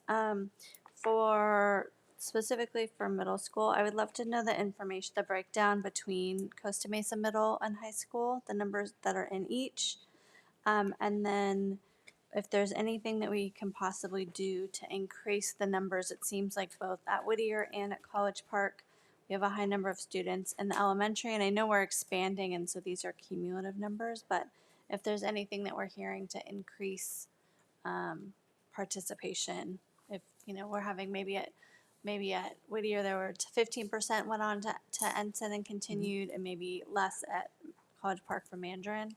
What are the kind of those key pieces that keep families connected and wanting to do the full continuum? I can get you those numbers for middle school and high school. I will share that our first few classes were very small at both schools for a variety of reasons that I can hypothesize. Yeah. I wasn't here. But our subsequent classes are consistently larger, and so as they move up, you are going to lose kids from attrition and moving and things like that, but our later classes are larger, which I think will move up and help our numbers. So some of those first few classes are a little smaller. Okay, thank you. That would be good, thank you. Anyone else? Any other comments, questions? Okay, thank you, Thank you. Laura. Y muchísimas gracias, Carla y Carmen, que ya se fue. Bien, gracias. Okay, next we have the alternative diploma pathways and unified champion school update. Yeah, we have Rob Nichols here to wow us with his knowledge and information. Good evening, President Ursulo, trustees, Dr. Smith, cabinet. I am really excited to actually get this to work, right? Slides. Oh, wait, that's the wrong one. Slideshow, sorry. From beginning, there we go. Okay, thank you. I'm very excited to be able to present to you information tonight on the alternate pathway diploma and unified champions. You will see in board item B17, I believe it is, new courses for both the alternate pathway diploma and the unified champion program that you're being asked to consider and approve tonight. So we'll talk about the alternate pathway diploma first. This was it came out of Assembly Bill 181 a few years ago, requiring us to create an alternate diploma for our students with our most significant disabilities. We have been trying to improve this over the years, so when I started, I was asked to look into this program. And what we want to really make sure is that our students know that when they're going into high school, that they have an opportunity to earn a diploma just like their peers. So what we've done is looked at a course of study. And we've developed an updated course of study for our alternate pathway diploma. It is 13 courses, and you'll see a little bit later in the presentation what those courses look like. And beginning in the year 26-27, all of our students in our extensive needs classes will be enrolled in these courses and have the opportunity or the access to participate in the alternate pathway diploma. It is the IEP team's decision as to whether or not the student will be on the diploma or if they will complete a certificate of completion. So these documents here, you should have copies. I know this is really small, and for members of the audience, there are also copies in the back. And this is also linked in the presentation. The document on the left is the course equivalence, and what that shows you is on the left side, those are the courses that students need to earn for a regular diploma, 230 credits. And then on the right, we have the alternate pathway. Students on the alternate pathway are only required to earn the minimum 130 credits through CDE. And you can see the courses there that we are creating in the courses study for our students. Those are the courses, with the exception of Algebra 1, you approved Algebra 1 last year, that are up for consideration tonight. And then on the right side, the diploma comparison is a document we put together so that families can see the difference between the Department of Education requirements of the 130, Newport-Mesa's graduation requirements, the alternate pathway, and the certificate of completion. Three of the major differences between the certificate of completion and the alternate pathway are that students earning the alternate pathway want to go to college can use it now to apply for financial aid, and they can also use it to apply to the military. They have to meet all the other criteria to be accepted into the military, but that's a big thing because with certificate of completion you couldn't do that. Another difference is also that even though students earn an alternate pathway diploma, they can still stay with us until they're 22 and transition into the adult transition program, whereas earning a regular diploma and earning those 230 credits, when they finish 12th grade, they exit special education and they move on. So the implementation of the alternate pathway and the course design is based around unique learning systems. I know some people like unique, some people don't. But Unique was a leader in developing a course of study that is evidence-based and aligned to Common Core state standards through the core content connectors. So the courses that were designed for our alternate pathway are based on that Unique Learning Systems course of study. And what's exciting about this is that teachers will also now have the opportunity to teach specific subject areas, similar to teachers who teach general ed classes. And students in master scheduling will have the opportunity to possibly change classes and experience that just like their general ed peers, and experience new teachers throughout, different teachers throughout the day. Then we move on to Unified Champion Schools, which is very exciting. Unified Champion Schools is part of Special Olympics. It's a Special Olympics program, and it's meant to promote inclusion and bring students together with and without disabilities, and they do it through sports. As I was researching this year in the district, I was really, how do I go back? I was really happy to see that we really have the foundation for unified sports already. We in the district started by developing a couple different sports activities. We have unified basketball between Estancia and Costa Mesa. One night in January during a game between CDM and Edison, we played during halftime, and then in the spring we offered softball. And those were really great opportunities for our students to come together. We're looking forward to expanding that. If in the upcoming year we want to add soccer in the fall, and we want to add track in the spring. And then what Unified Champion Schools does is it really fosters inclusion, and it helps students build authentic relationships, promotes acceptance around the campus, and it really increases those leadership opportunities. So what we're offering and what we've created for our Unified Champion program is not just sports. It's also unified art and unified student leadership. It's going to be launching at 4 schools. We're looking at Corona del Mar, Costa Mesa, Estancia, and Tewinkle. Those sites right now are in the process of creating united leadership teams at each one of their sites. Each team will have a liaison who works with the Special Olympics to help make sure that we're promoting our sporting events as well as creating whole school engagement. And we're bringing on a TOSA to help put that all together so that we're really not focusing just on sports. We're focusing on whole school engagement and really making sure that our students are authentically included in those courses. So you'll see the 3 courses tonight for approval are Unified PE, Unified Art, and Unified Student Leadership. And actually, just today and yesterday, I took groups of teachers and admin from all of those schools over to La Quinta High School in Westminster to observe their Unified PE program so that they can kind of get an idea of what it looks like so that they can see, kind of help them get started with that. So as our model, we want to make sure that we're looking at intentional enrollment, and we're talking to students, we're talking to counselors and psychologists and teachers. We're all talking to students about how they can get involved in Unified and really help support their peers and create collaborative learning and shared activities and mentorship. And really we want to make sure that we're creating those authentic relationships. So we're really excited about this program and to really expand it. And I can say every school that I've been working with is really excited too about the program. And then I have any questions? Any questions or comments, trustees? Trustee Pearson?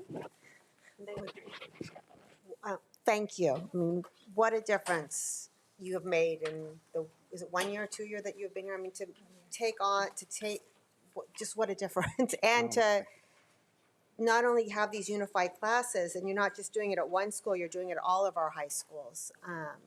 Again, thank you for all that went into this. You're welcome. We want to go big. I am really interested in this, in the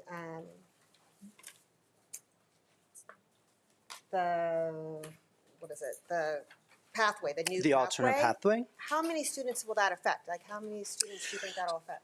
So that will be available to all of our students in high school in extensive needs classes. So there is the major criteria for being eligible to participate in the alternate pathway is a student has to be eligible to take the California Alternate Assessment. If a student's not eligible to participate in that assessment, meaning they have a significant cognitive disability, they're not eligible to participate in the pathway. So this will affect all of our students in 9th through 12th grade and the extensive needs classes. Got it. And you said if they do get their diploma, then they can't move on to the STEP program. They can move on. They still can. So if they earn a regular diploma at the 230 credits, they finish 12th grade and they're exited from special education and they move on. With the alternate pathway, they can earn the 130 credits, receive the alternate pathway diploma, and they can stay and move on to our STEP program. Got it. Thank you. Of course. Yes, great job. I've seen a marked difference in this past year. Even at Corona del Mar, I was watching senior projects, and I was in the SPED classroom, and it was just incredible, the confidence and the pathway for success. So thank you for the efforts. I have a couple of questions. This slide under implementation, it says special ed teachers will have the opportunity to teach a specific subject area. And I know as a credentialed teacher, you have single subject credentials. Will this be a waiver from the state? So no, teachers who are credentialed to teach extensive needs are credentialed to teach kindergarten through adult transition, multiple are. subjects. Oh, cool. So it's like a. So they won't need an additional accreditation or a single Okay. subject to teach that. That's good. And then the other thing is the slide under NMUSD implementation 26-27, where it lists the high schools. So then I'm assuming that this is the sites that are 7 to 12, like Mesa and CDM. This is offered at the 9th to 12th grade. Middle or- school as well. You'll see we have courses for middle school and for high school. So there can be some sort of movement. Right. They'll be able to follow that Okay. during their career there. And then we're pairing T-Winkle with Estancia since you that's are. their That's track. right. Okay. And then where it says each school site will create a unified leadership team to implement the program at their site. Will their unified leadership team, be limited to the SPED team teachers and admins? No, and they It could be a encourage. whole They encourage Mainstream. anybody, general ed. any staff on the campus to be That's part great. of that team. Yeah. It could be classified. It can be certificated administrators. Everyone welcome. Yeah, everybody's welcome. Okay. Thank you very much. You're welcome. Any other trustee comments, questions? I just had one. I remember you were saying the other day at the city liaison meeting that the 4 schools that it was being launched at, it was because they already had started some of the beginning steps. Do we anticipate next year adding Ensign and Newport Harbor so all of our secondaries are included? And then would we also then add in Monte Vista? What is the timing? So with these 4 schools, they did already have the foundation set. The Special Olympics Unified Champions program is typically designed around programs that have students with more significant disabilities, and these are sites that all have those programs. We didn't start at Newport Harbor or the others because they don't hold those programs right now, but we can absolutely see if there's opportunity to expand the student leadership piece or the whole school engagement piece at those sites as well. Thank you. You're welcome. Trustee Murphy? Well, I just wanted to say thank you. You know how happy this makes me. You know, one of the programs over at CDM, Best Buddies, Yes. right? How do you see this working with Best Buddies or So- taking over Best Buddies? That's a or- really great question. One of my goals with bringing on the new TOSA is really to not just focus on the Unified Champions piece, but also that whole school engagement piece. And that's going to be working with ASB and Best Buddies and the other groups, the coaches, to bring everybody together so that we can create an opportunity for our students in all those areas. So as in like all Mesa, Estancia, they could all have a Best Buddies They program. do, yeah. Yeah.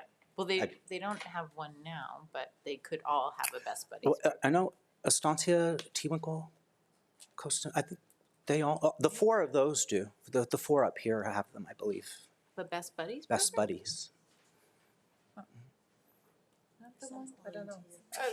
I was like, maybe that's Best Buddies. At Mesa, I don't know that he's. Okay. Anyways, it's all right, but you'll be able to expand it. I guess, Yes, is we're what going to you're expand getting at. that. Okay. Yeah. Thank you. Definitely. Great. Can I ask another question? So the TOSA that you're talking about, there's one that's going to go to all 4 schools? Yes. Floater Yeah, TOSA? they'll support all 4 schools. Trustee Anderson, did you have another one? You're laid out. Okay, I missed the light. Student board member, you have a question? On the slide, Unified Course Model, I was curious, it mentions under intentional enrollment peer partners without disabilities.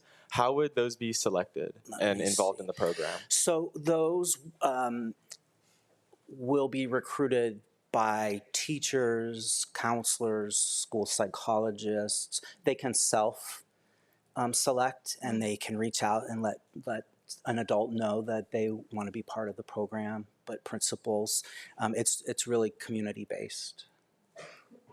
Thank you. You're welcome. All right, no further questions, comments? Okay. Okay, well, thank you so much Thank for you. everything you're doing. We really appreciate it. Thank you. Thank you for the update.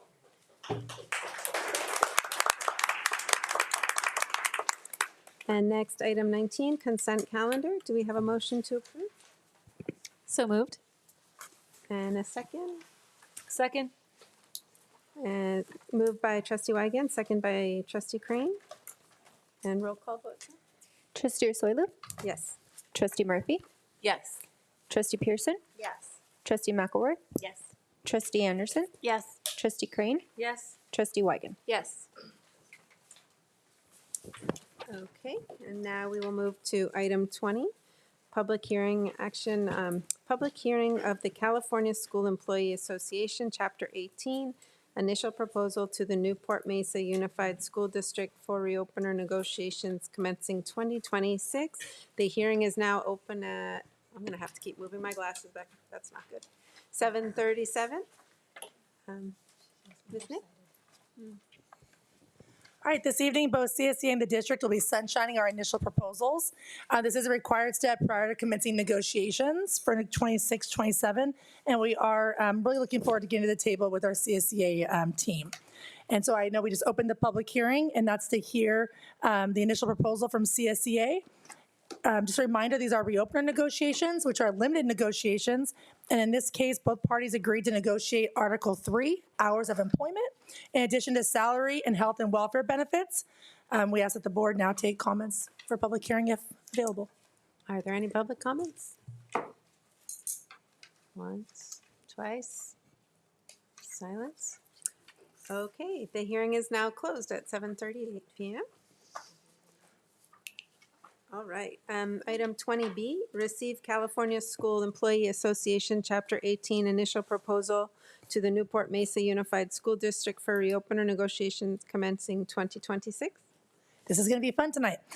With the public hearing now closed, we do recommend that the board accept the initial proposal from CSEA to the district for reopener negotiations. Does anyone have a motion? So moved. Second. Trustee Crane and seconded by trustee Murphy, and roll call vote? Trustee Ursulou? Yes. Trustee Murphy? Yes. Trustee Pearson? Yes. Trustee McElroy? Yes. Trustee Anderson? Yes. Trustee Crane? Yes. Trustee Wygan? Yes. Great, with that unanimous vote, now we'll go to 20C, which is public hearing of the Newport-Mesa Unified School District initial proposal to the California School Employees Association, Chapter 18, for reopener negotiations commencing 2026. And the hearing is now open at 7:39. And are there public comments? So this is the district sharing with the public the initial proposal for reopener negotiations with CSEA. I will be asking the board to approve the initial proposal following the public hearing. So we ask the board to accept any comments if available. Any public comments? Going once, twice, no? Okay. It is 7:39. The hearing is now closed. And now we go to 20D, approve Newport-Mesa Unified School District initial proposal to the California School Employee Association, Chapter 18, for reopener negotiations commencing 2026. So this is the final step of our sunshining process. So with the public hearing now closed, we do ask the board to approve that initial proposal. So we can provide that to CSEA and begin our reopener negotiations. Do we have a motion for approval? So moved. Second. Trustee Wygant and second trustee Anderson, and roll call vote? Trustee Ursulou? Yes. Trustee Murphy? Yes. Trustee Pearson? Yes. Trustee McElroy? Yes. Trustee Anderson? Yes. Trustee Crane? Yes. Trustee Wygan? Yes. Okay, with that unanimous item behind us, now we move to 21A, first reading of modifications to board policies by Dr. Torres.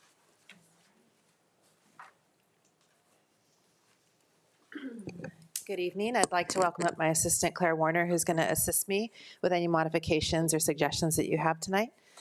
In front of you, you have 3 board policies this evening we're bringing forward. These are what we consider regular and routine updates. Oh, there we go. Okay. And we're going to go ahead and start off with PE 614.2.7.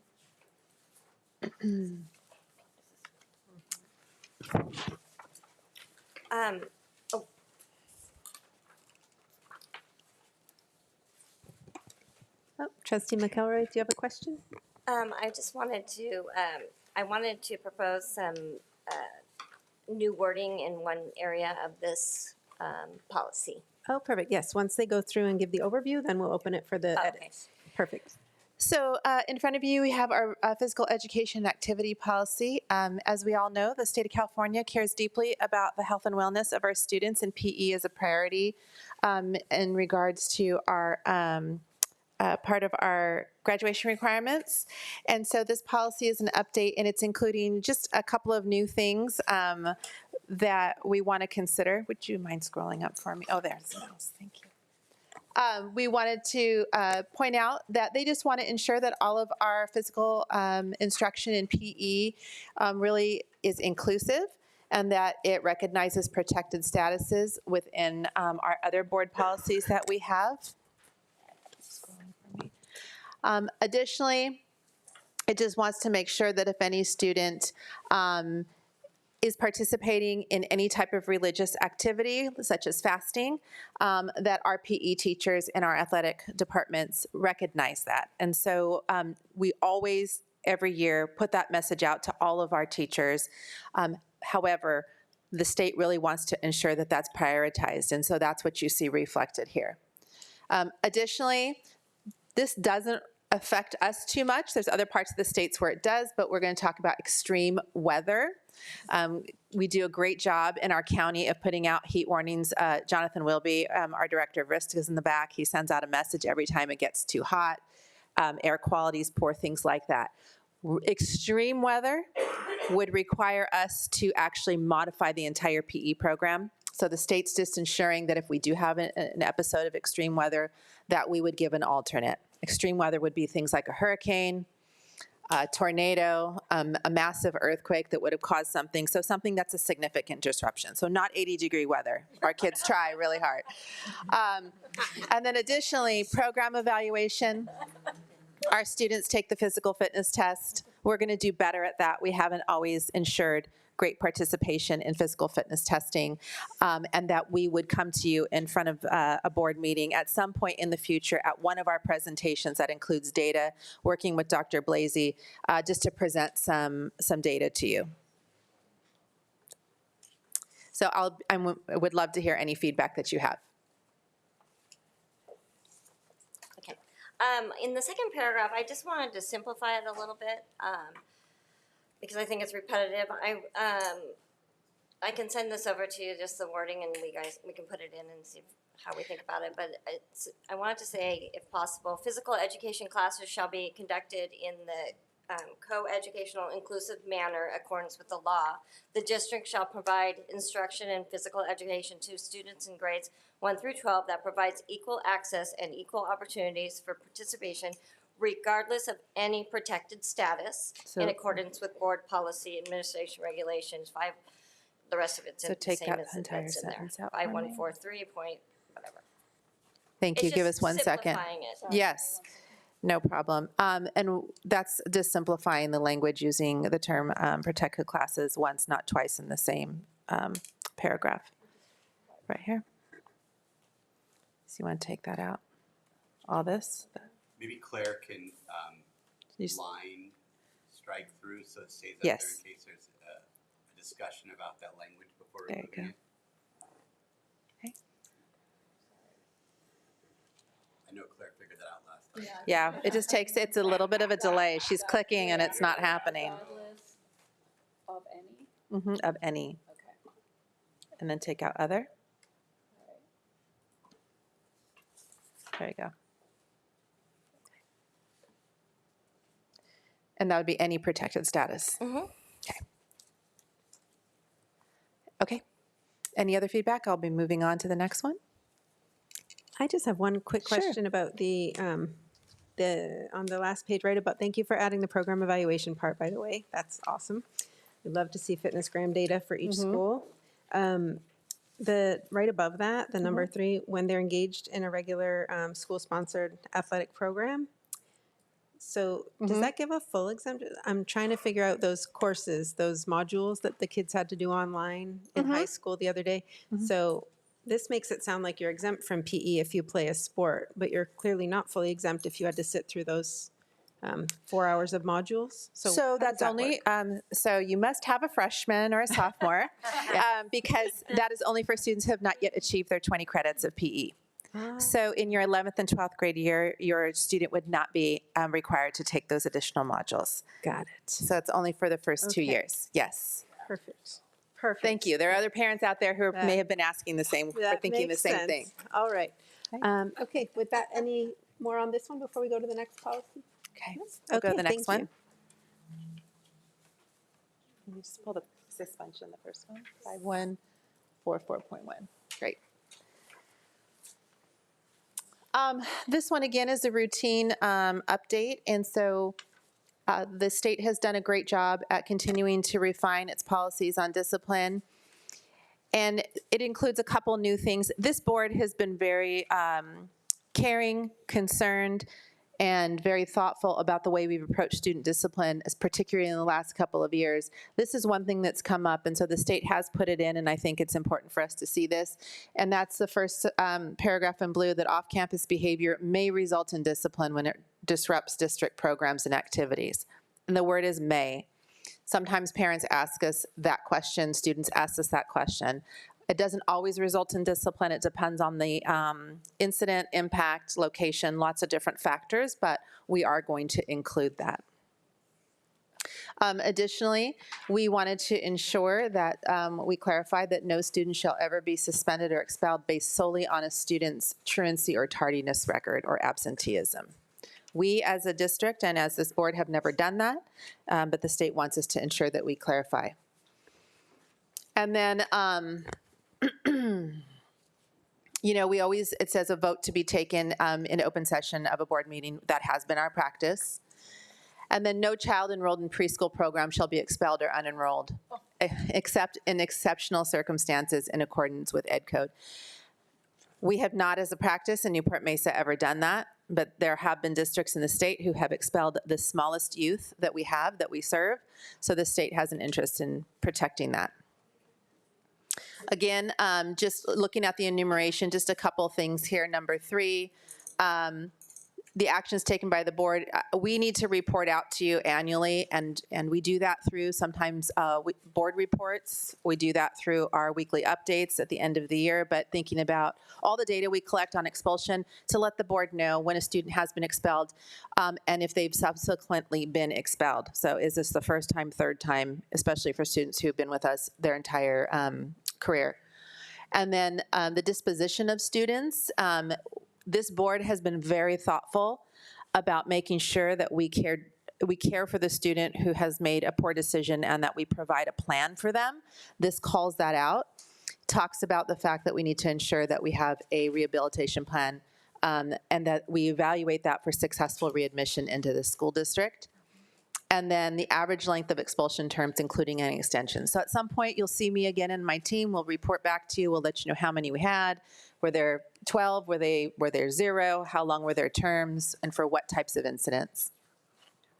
Change some language here. We no longer call our students homeless in California. We call them unhoused or experiencing homelessness. So that's a change. And then we also want to ensure that our LCAP includes monitoring, intervention, and effectiveness. And Vanessa works very closely with every director to ensure that the things that we're doing are implemented and reflected in the LCAP. Okay. Any feedback for me? We have 2. We have, I don't know which one rang the bell first, Crane or Anderson? A quick question for, in the interest of the public. Dr. Torres, could you clarify what is off-campus behavior that may result in discipline when it disrupts district programs? Yeah, so off-campus disruptions could be something like, and none of these things ever happen, but let's pretend that they do. A student starting a fight at another football game on site, on someone else's property. Oh. So a student visiting another school, sporting event, starting a fight, selling something, a controlled substance that they're not supposed to, lying in wait down the street for a student who's on their way home, maybe just a block away, something like that. Okay. Mm-hmm. And we really try not to monitor, we try not to monitor what happens, you know, out when kids are leaving us, but there are times when there is clear clear examples. We have students who attend, cause problems when they attend dances outside of our space and they're somewhere else and they're at a prom or on a bus going somewhere that isn't our bus, but going to an event. Those are times when we have disciplined students. And Trustee Anderson? Thank you. Could I have some more elaboration on the middle of that part? What do we anticipate? The off-campus behavior may result in discipline when it disrupts district programs and activities, or as otherwise prohibited by law, which I have a question about, rather than it just reading, or as otherwise prohibited by board policy or administrative regulation. Since if it's off-campus behavior and a student is being disciplined for it, if it's prohibited by law, they're being disciplined by the law. Probably at times it could be both. So for example, if a student's committing a crime and it's a true violation of the law, state law, then officers are usually involved. But if that's at an activity that belongs to our school district or they're representing our school, then when they return to school, then they could receive discipline from us, which means it could be a suspension for 2 or 3 days. If it was significant enough, it could be an expulsion. Okay. Would that though then fall under our board policy though? If it's something that it's some, like we have a very strict list about things that we can expel for. So my thinking was just trying to understand more. We already have board policies about all of those. So what would be an example of something that would be prohibited by law that's off-campus behavior? Again, this is not on campus, but is not prohibited by board policy or AR. Oh, I'm just thinking of examples that we've had. And, unfortunately, students break the law regularly in their own space. And we have really 5 areas that are expellable: drugs, violence, sexual battery, explosives, and firearms. So those are automatic expulsions. Somebody runs somebody over with a car. That's a crime. We don't expel for that. However, they could be disciplined when they come back if they were doing that in a manner that impacted the school or program. An expulsion is one extreme case, but discipline could just be a suspension. It could be alternative to suspension, our ATS program. We do have incidents like that where they are not the top 5, right? They're not the expellable 48915 codes, but they are violations of the law. They've been arrested for it, and it has caused an impact to our campus. We don't necessarily expel them for that, but we do discipline. Okay, thank you.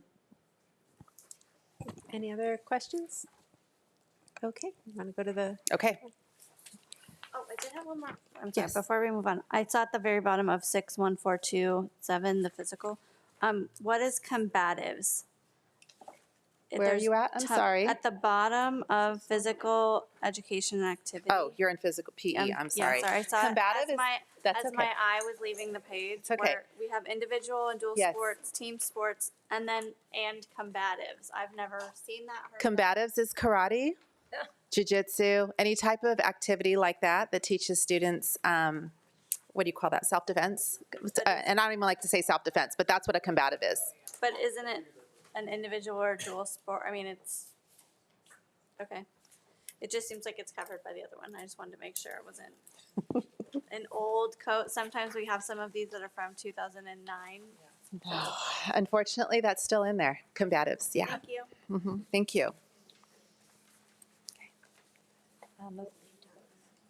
I'm sorry? I think, does anybody have any, they're going to vote all of them at once, so just taking feedback. Let's go to 6146.3, reciprocity of academic credit, because this one's super simple. What this board policy is meant to do is that when we have students who come into our school system who have not been part of our school system, somebody transfers in, moves into the neighborhood, we need to ensure to the greatest extent possible that students coming in will have who transfer into our district will complete the district's academic program in a timely manner and graduate with their peers. So we can't hold kids back from things. We need to do our best effort when we read transcripts to match courses. We need to, if somebody comes in and they're really credit deficient, we need to ensure we place them on the best track possible to graduate with their age group and cohort. That's what this is saying. Any questions? I just had one question. So how did this change demonstrably from July of 2024? Were we, The blue is new language.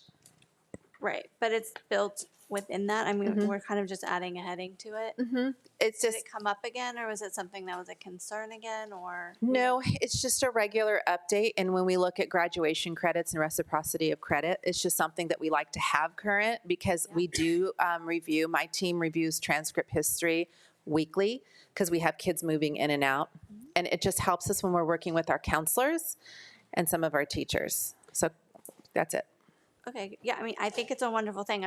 Some of that to me sounds like that would be in the AR. So I just am always wondering when and why and the rhythm of why things are problem. Yeah, policy really is powerful because an AR is something that directs our work, but the policy sets, you guys as a board setting that policy really allows us to meet and talk with counselors to ensure that that is the priority.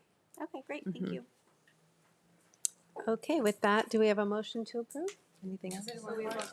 Oh, there's one more. Oh, yeah, one last one. Mr. Nichols would be very disappointed if you moved on without this, okay? And so you heard a wonderful presentation this evening on the work that we're doing with our special education partners. And so the policy you have in front of you is coming to you because we are looking at differential graduation credits and requirements, and so that is what this policy is for. You heard him discuss that in 22-23 or later that the students would be allowable to be able to participate in this program. And so that is what this policy does, because we have to have a policy to ensure that the board is graduating students that have met the standard that the district has set. So this is specifically for the students that Mr. Nichols was describing this evening. Any comments or questions?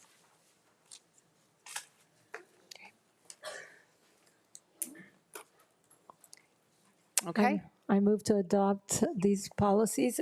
Is it a first and final? What do you think? We could waive the second reading and just approve them now, if folks are okay with that. Seems like we were all in agreement. We're pretty comfortable. So do we have to vote? All right, so I make a motion to adopt these policies as discussed and edited. Great. Is there a second? Trustee Pearson, second. Oh, and waive the second reading to make this a final. Great. And roll call vote, Sam? Thank you. Oh, any further discussion besides what you all asked? I think I'm fine with that for today, but I think overall, I like having, especially for doing a first reading here, and we're making edits in lifetime. To me, I would like to approve them each individually going forward, but that does not seem to be the consensus at the moment. Thanks. Great. With that, roll call vote? Student Board Member Jeremy Lort, Yes. Trustee Soilu, Yes. Trustee Murphy, Yes. Trustee Pearson, Yes. Trustee McElroy, Yes. Trustee Anderson, Yes. Trustee Crane, Yes. Trustee Wyken. Yes. Great. With that unanimous vote, now we'll go to 21B, adopting the board governance protocols by Superintendent Smith. Yeah, each year the board comes together and reviews our governance protocols. They have a chance to make some edits to those protocols. This year there were 2 items added, small items, and then very small edits to 2 other items. And so you have those before you today for your consideration. Great. And that is the final sheet in everybody's packet with the yellow highlighting? The yellow highlight. Yes. Is there a motion to approve, or did you have any So questions? moved. So moved. Trustee Wygan. Second. And second, trustee who? Was Pearson. Pearson. Great. Discussion points. Is any discussion points anyone has?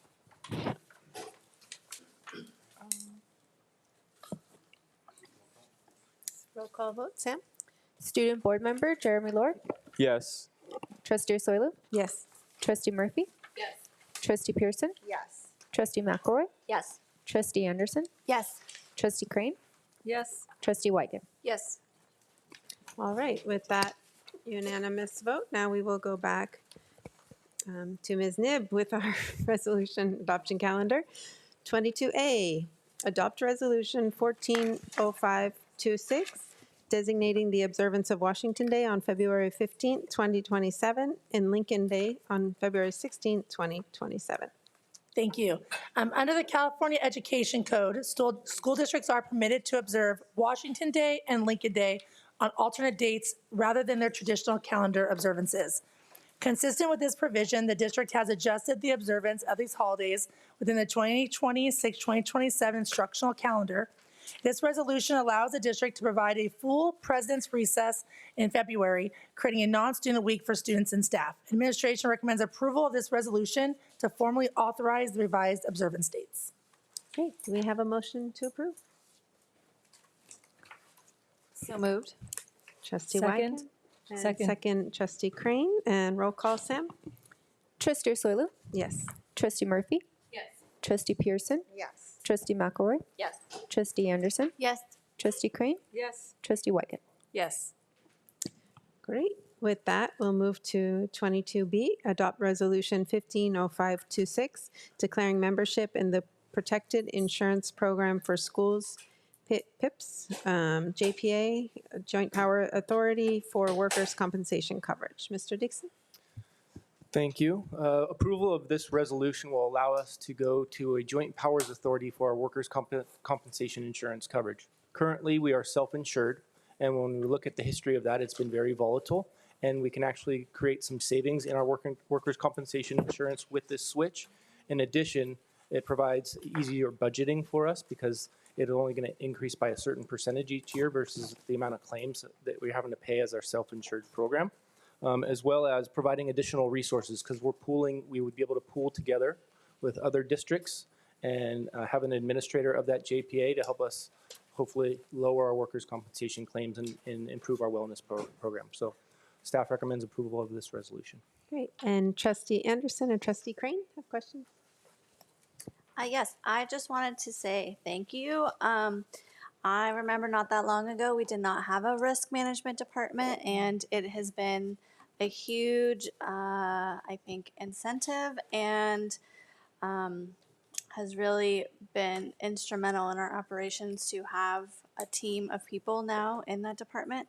I think it's nothing short of transformational, and I think our staff who've experienced our workers' comp claims in the past would echo that.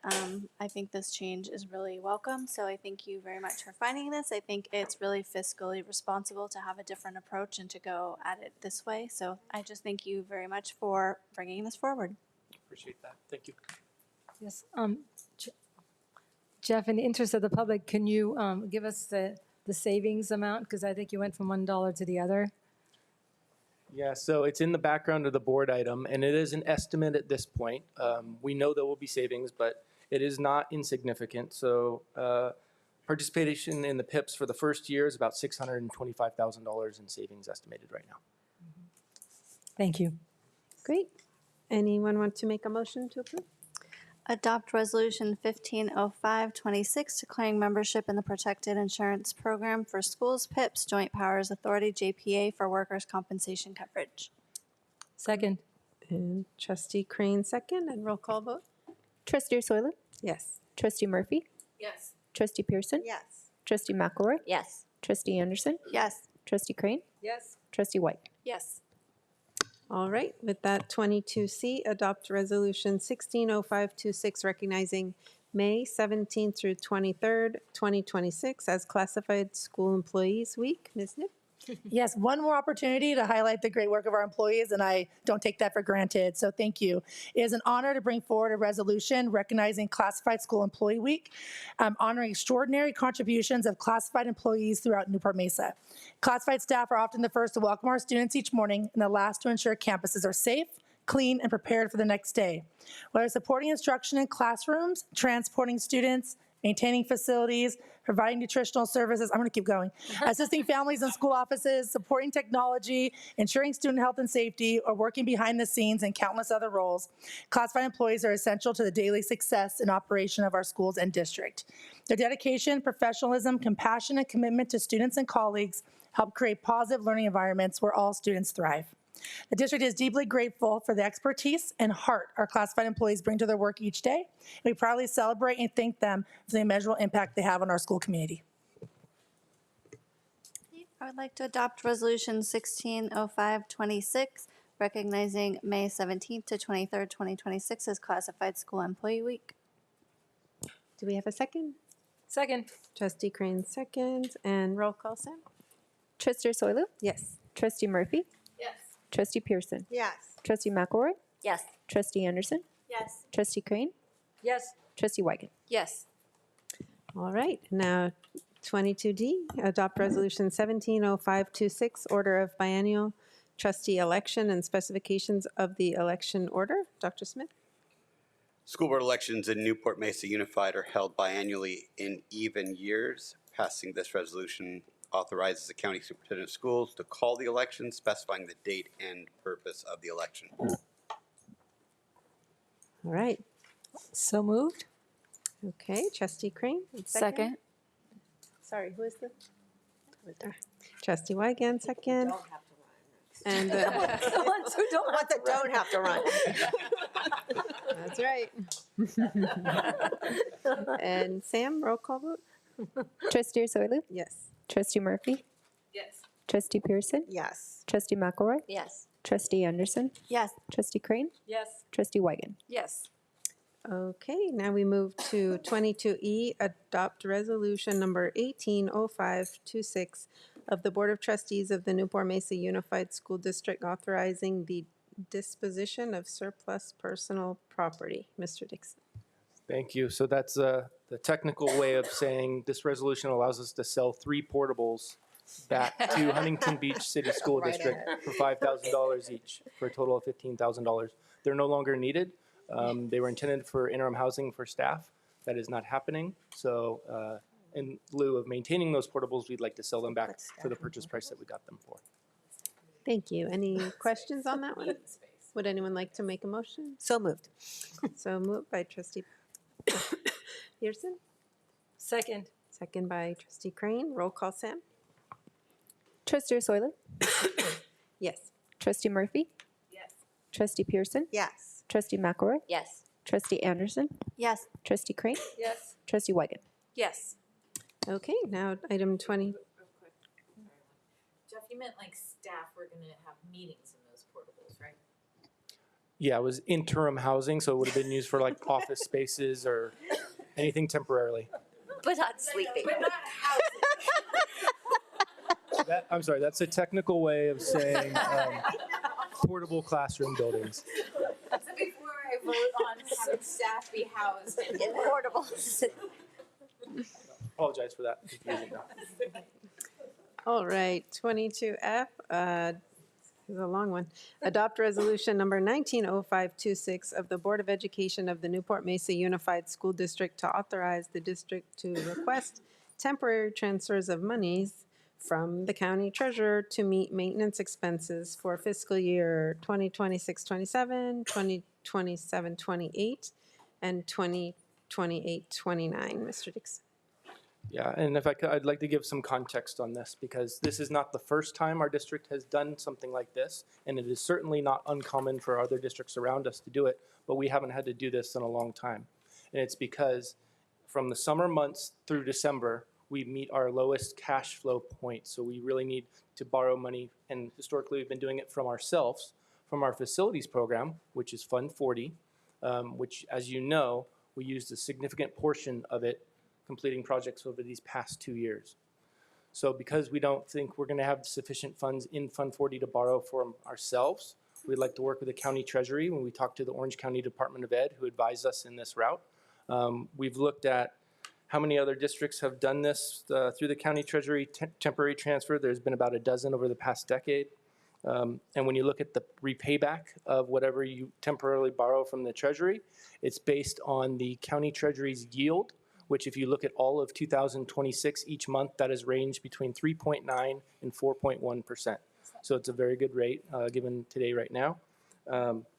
And by authorizing this, we don't know the exact amount of money that may be needed, but it's a necessary step for the board to pass this resolution so that we get everything in place to make those temporary transfers as needed to meet our cash flow requirements. The one thing I also want to point out is the years specified in here, because it's not typical to see a 4-year agreement, but this is based on the resolution that the county treasury actually passed. It specified those years. So we're not making those up. We're not saying we're going to need this for each one of these 4 years. We're just aligning it with the county's resolution that has already been passed. So with that, we would recommend approval of this resolution to meet our maintenance of expense. Is there an amount that we need to approve, or is it just whatever is necessary? Yeah, it's whatever I wouldn't even say whatever is necessary. It's the lowest amount that we possibly need. Okay. And we'll evaluate that as it comes. Great. Would anyone like to make a motion? So moved. Second. All right, trustee Wygand, trustee Murphy, and roll call. Trustee Soilu? Yes. Trustee Murphy? Yes. Trustee Pearson? Yes. Trustee McElroy? Yes. Trustee Anderson? Yes. Trustee Crane? Yes. Trustee Wygand? Yes. Okay, now we go to 22G, adopt resolution number 200526 regarding the Department of Rehabilitation, DOR, Transition Partnership Project, TPP, and authorize the Assistant Superintendent of Special Services to renew an agreement with the Department of Rehabilitation for the term July 1st, 2026 through June 30th, 2029. Dr. Jokum? Yeah, I'll be here tonight. Okay. This resolution renews relationship we have with the Department of Rehabilitation, wherein they reimburse us for our work in employment preparation and getting students with disabilities jobs. All right. So moved. Second. Okay.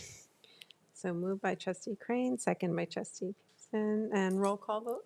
Trustee Soilu? Yes. Trustee Murphy? Yes. Trustee Pearson? Yes. Trustee McElroy? Yes. Trustee Anderson? Yes. Trustee Crane? Yes. Trustee Wygand? Yes. Okay, and with that, we'll move to superintendent reports. Yeah, thanks. A lot of us throughout this month and last mentioned the things we go to where we are celebrating students. 'Tis the season. It's a great time of the year, best time of the year, really.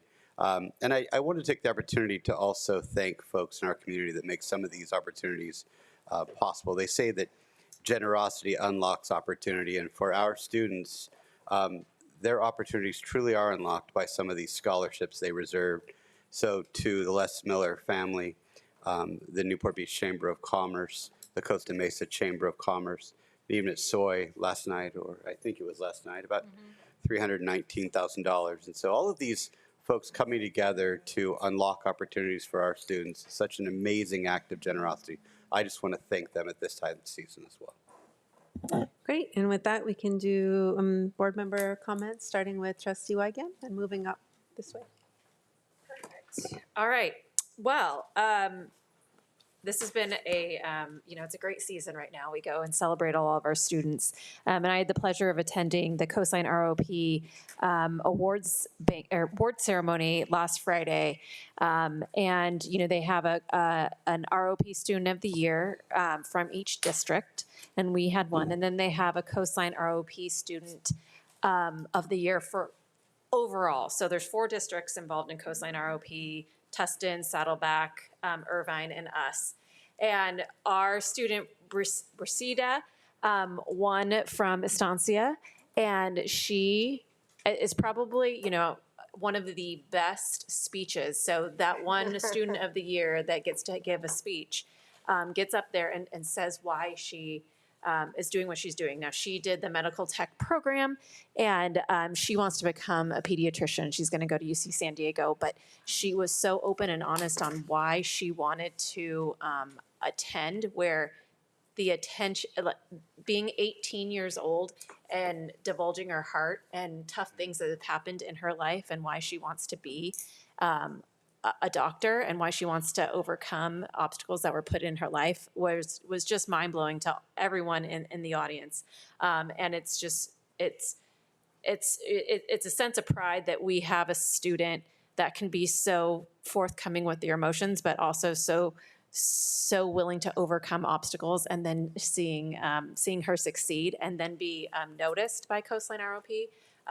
It is just amazing, and it's been a great year for Coastline ROP.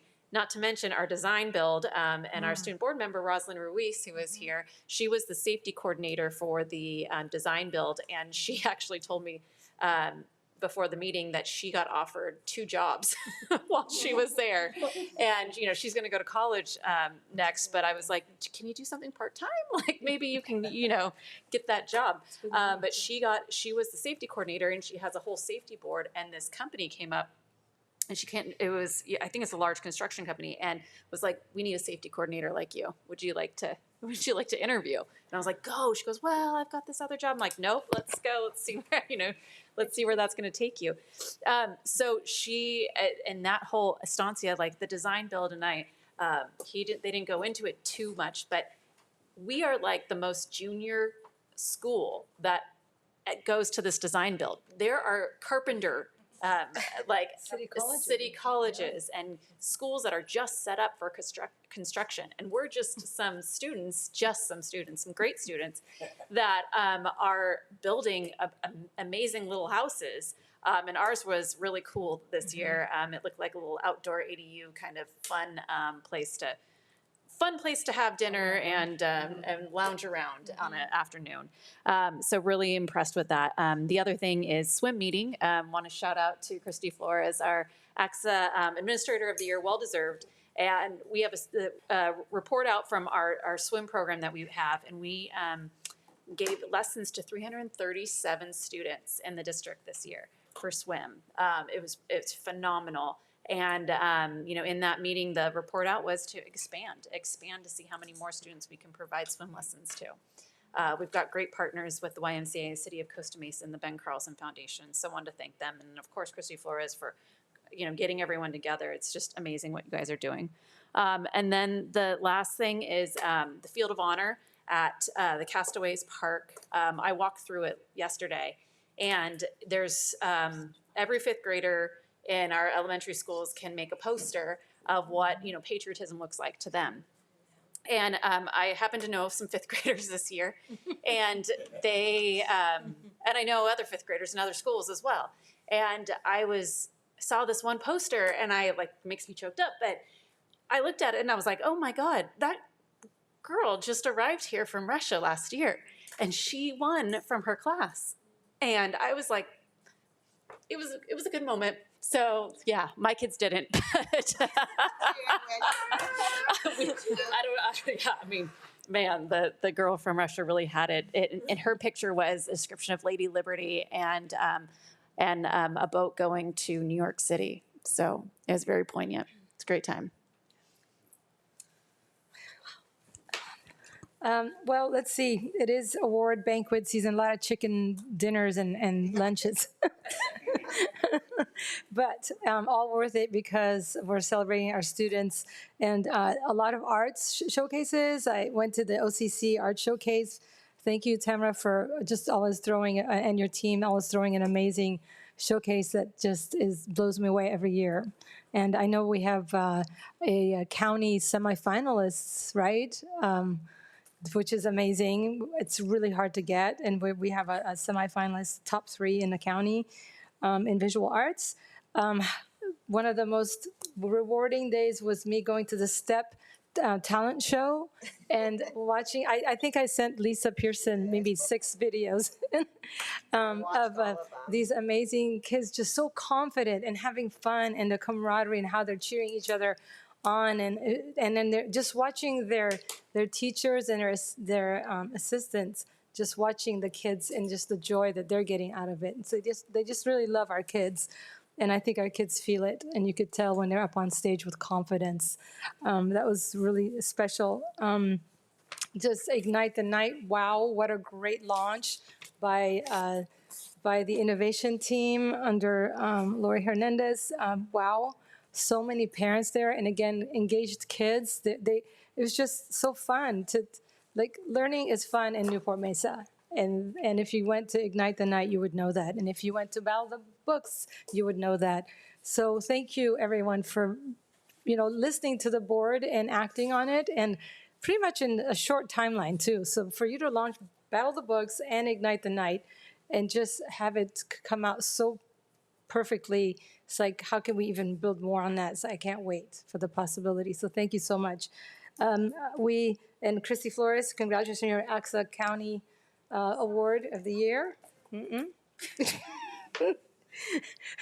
I just went to senior projects at CDM today, and I had the pleasure and the privilege of sitting in the classroom for a SPED classroom.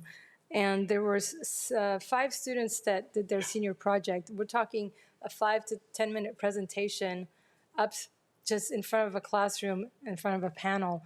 And the level of output from these kids was amazing. From computer science to health and wellness, those are some of the topics. And then the last senior that spoke was Gracie, who was just absolutely amazing.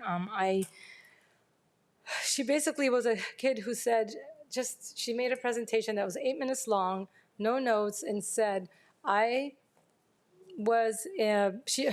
thesis was a self-contained classroom or a mainstream integrated classroom. And she said, when I started in Newport-Mesa, for my first 5 years, I was in a self-contained classroom because I had behavioral issues.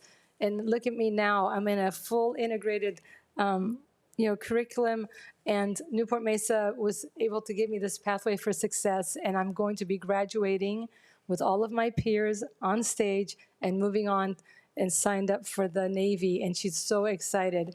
And one of the quotes she said is that they believed in me, and they saw what I didn't see in myself. And this is a special needs student. I mean, mission accomplished, Newport-Mesa. Thank you for everything that you do. That's it. Happy graduation to our student board members that are moving on. We've really enjoyed watching you grow. And your words really meant a lot. Thank you. Parents as well.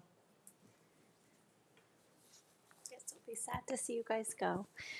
I would love, Wes, if you might already be doing this, but to sum up the strategic planning meeting and some of those goals for people who did not watch that portion.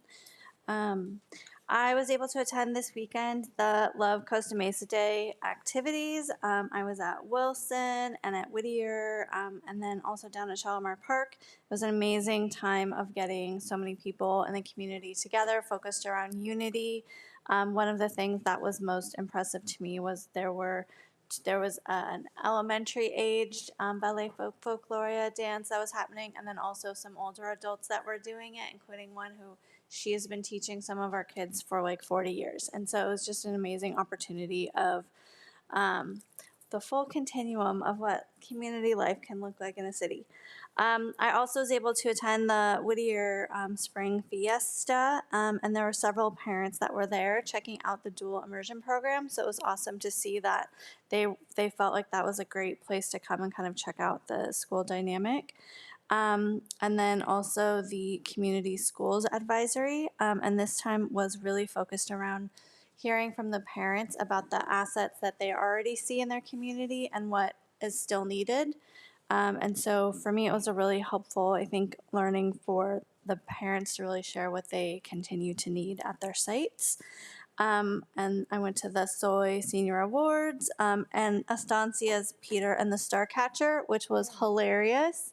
It was amazing to see, too, where the investments of Victoria Elementary and their show choir have paid off so dramatically.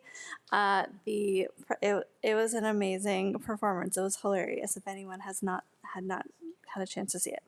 I also was able to attend the swim end of the year swim celebration at the YMCA, as Trustee Wiegand shared, and it was just amazing to see how many students were so proud to be there and share the pool with their parents, and the continued growth of that program, I think, is huge. I'm excited to hear about swim PE and a lot of other things that will really bridge the opportunity gap for some of our students who live a mile from the beach. And that's, I think, some of the next piece is it's one thing to learn how to swim in a pool, but what does it look like to swim at the beach, which is also hugely important to safety. And similarly, attended the Daughters of the American Revolution with one of our award winners up here as our student board member. And it was just a wonderful time of seeing kids from across the cities, not just our Newport-Mesa students. I love events like that connect everyone together. And that is all for me today. Yes, I'm not going to repeat what everyone else has said because it was on my list. I'll say a few things. The the Patriarch art that was at Newport L was just amazing, and the kids were so excited when they won and knew that they were going to be showcased on the walk. I do want to say that I'm really proud of the policies that we passed here this year, and I think they're really important for our community, and it's something that helps the kids and the parents and everything to really thrive. So I'm very proud of the work that we've done here on the dais. And there's one thing that was really stood out to me this happened last week. I was at a PTA meeting, and it's also combined with a fund meeting. And it was for Ensign. It's not combined, but the lady who runs it's at both. And, we got talking after the meeting, and she said, we have like 900 kids here, and there's only, less than 100 that are in this Ensign fund. She's like, she's new to the area, and she wanted to get involved. And we sat down, and we came up with some really great ideas that I want to share, because we want everyone included, and you don't have to be financially included. You can be there to give time and hours. And we wanted, all the meetings are at lunchtime when we know people are working. And I said, and it's hard for these parents to come. And I said, let's get, not Zoom, but we can have like an open line, like a call-in, where they can actually hear what's going on in the meetings, even if they're sitting at lunch, eating at work.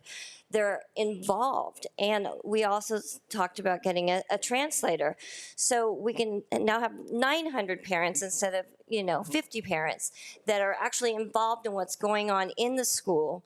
Ensign's a difficult school because everyone's colliding, and we need to do anything we can to get the parents on board and the children on board, all working together. So anyway, I thought this lady was wonderful. We had great ideas, and we're hoping to implement them in the coming year. She and I are going to meet. I just think it's really important is once we have the parents working together, I think the kids will work together even better. Thank you. I can watch kids win awards and graduate, all day long. It's definitely one of my favorite time of the year. So we had the scholarship with all our valedictorians for Newport Beach from CDM Newport Harbor High School, along with Sage and a newcomer. Pacific Christian. And it was just a lovely event to hear what these kids are going and what they're doing and how well they could speak. And just like you, Jeremy, they were just so impressive, and a very, very amazing night. Yesterday, CDM had their athletic signing ceremony, which I will never miss. And there were 33, I think we had 33 students moving on to play in college. So that was just the kids that signed in front of people. I think that number is probably even higher than that. So that was it's just an amazing afternoon. I love those events that bring everyone together too. There were a lot of those this month. Arbor Day with the city of Newport Beach. They always come to one of our elementary schools, and I got to do it with Eric and Carol, where they planted 6 trees at Harbor View. That's always fun. Our CDM residents group has reached out, and we have wanting to be involved in our schools, which I love. So we're going to be working with them to have some of our students, our high school students, be involved in the community and bring to them information about the news. They also want to volunteer. They'll be, they would wear the vest. They'll wear the safety vest. They'll do whatever they want to, which is great. I love that they want to involve our schools. And another thing that I thought was really fun was the Newport Beach Police Appreciation Luncheon. I thought it was really special.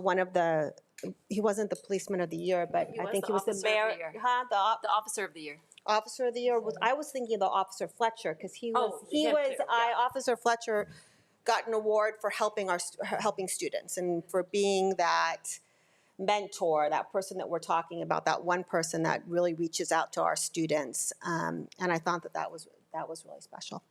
But the officer of the year was a Newport Harbor graduate. Yeah. Yeah. It was He went good to all the way Ensign, around. Newport Harbor, and I forget who we went to elementary, but yeah. They come back and serve, so that's great. It was great.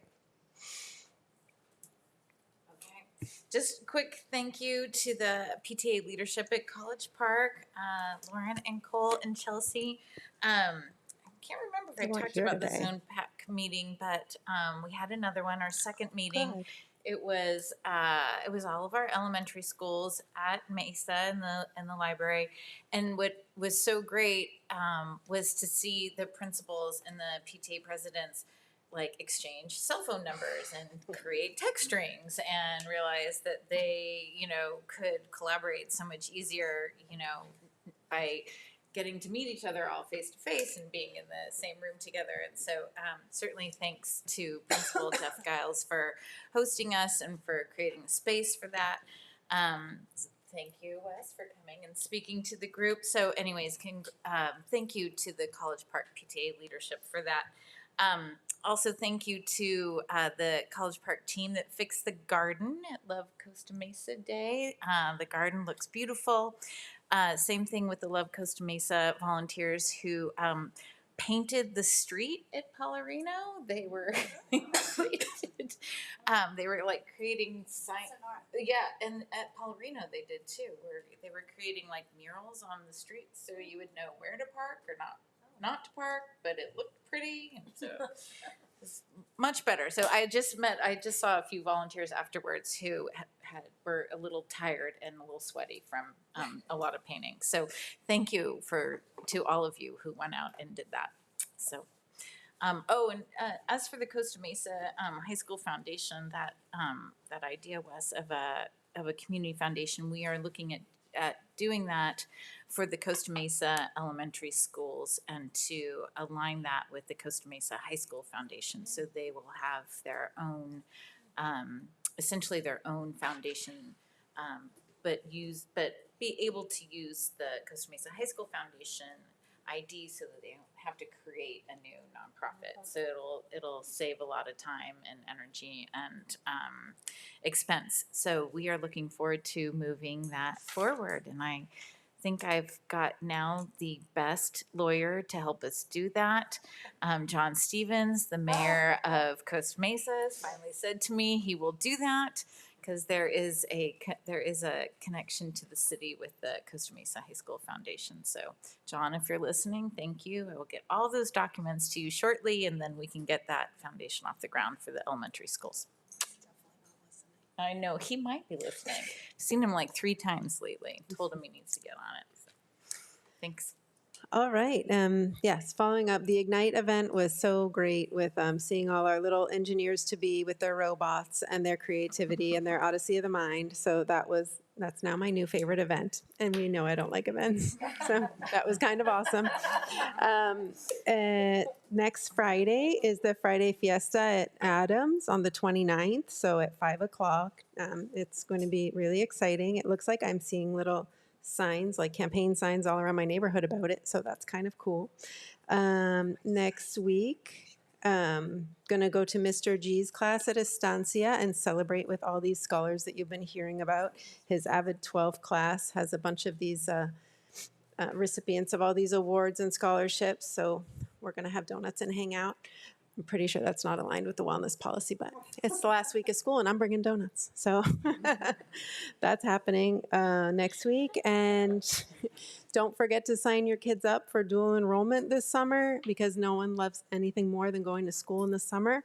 And also the high school geometry class that our district is doing for the outgoing 9th graders at Monte Vista.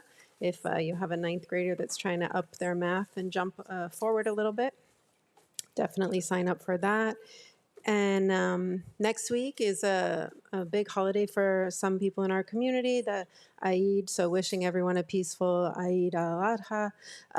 Or in Turkish, it's Kurban Bayramımız kutlu olsun. So that's coming up a week from today. So some of your students are probably celebrating. And with that, we are adjourning at, and one more. I'm not going to be here in June. So your Vice President Murphy will be at the helm taking care of all of this in June. I will be in Turkey, not here. Everyone is winning in June, so I will not be here. And we couldn't make the Zooms work with the time change and the different country Zooming situation, so Trustee Murphy is going to handle that all. So now at 8:36, we adjourn, and I will see everyone in July.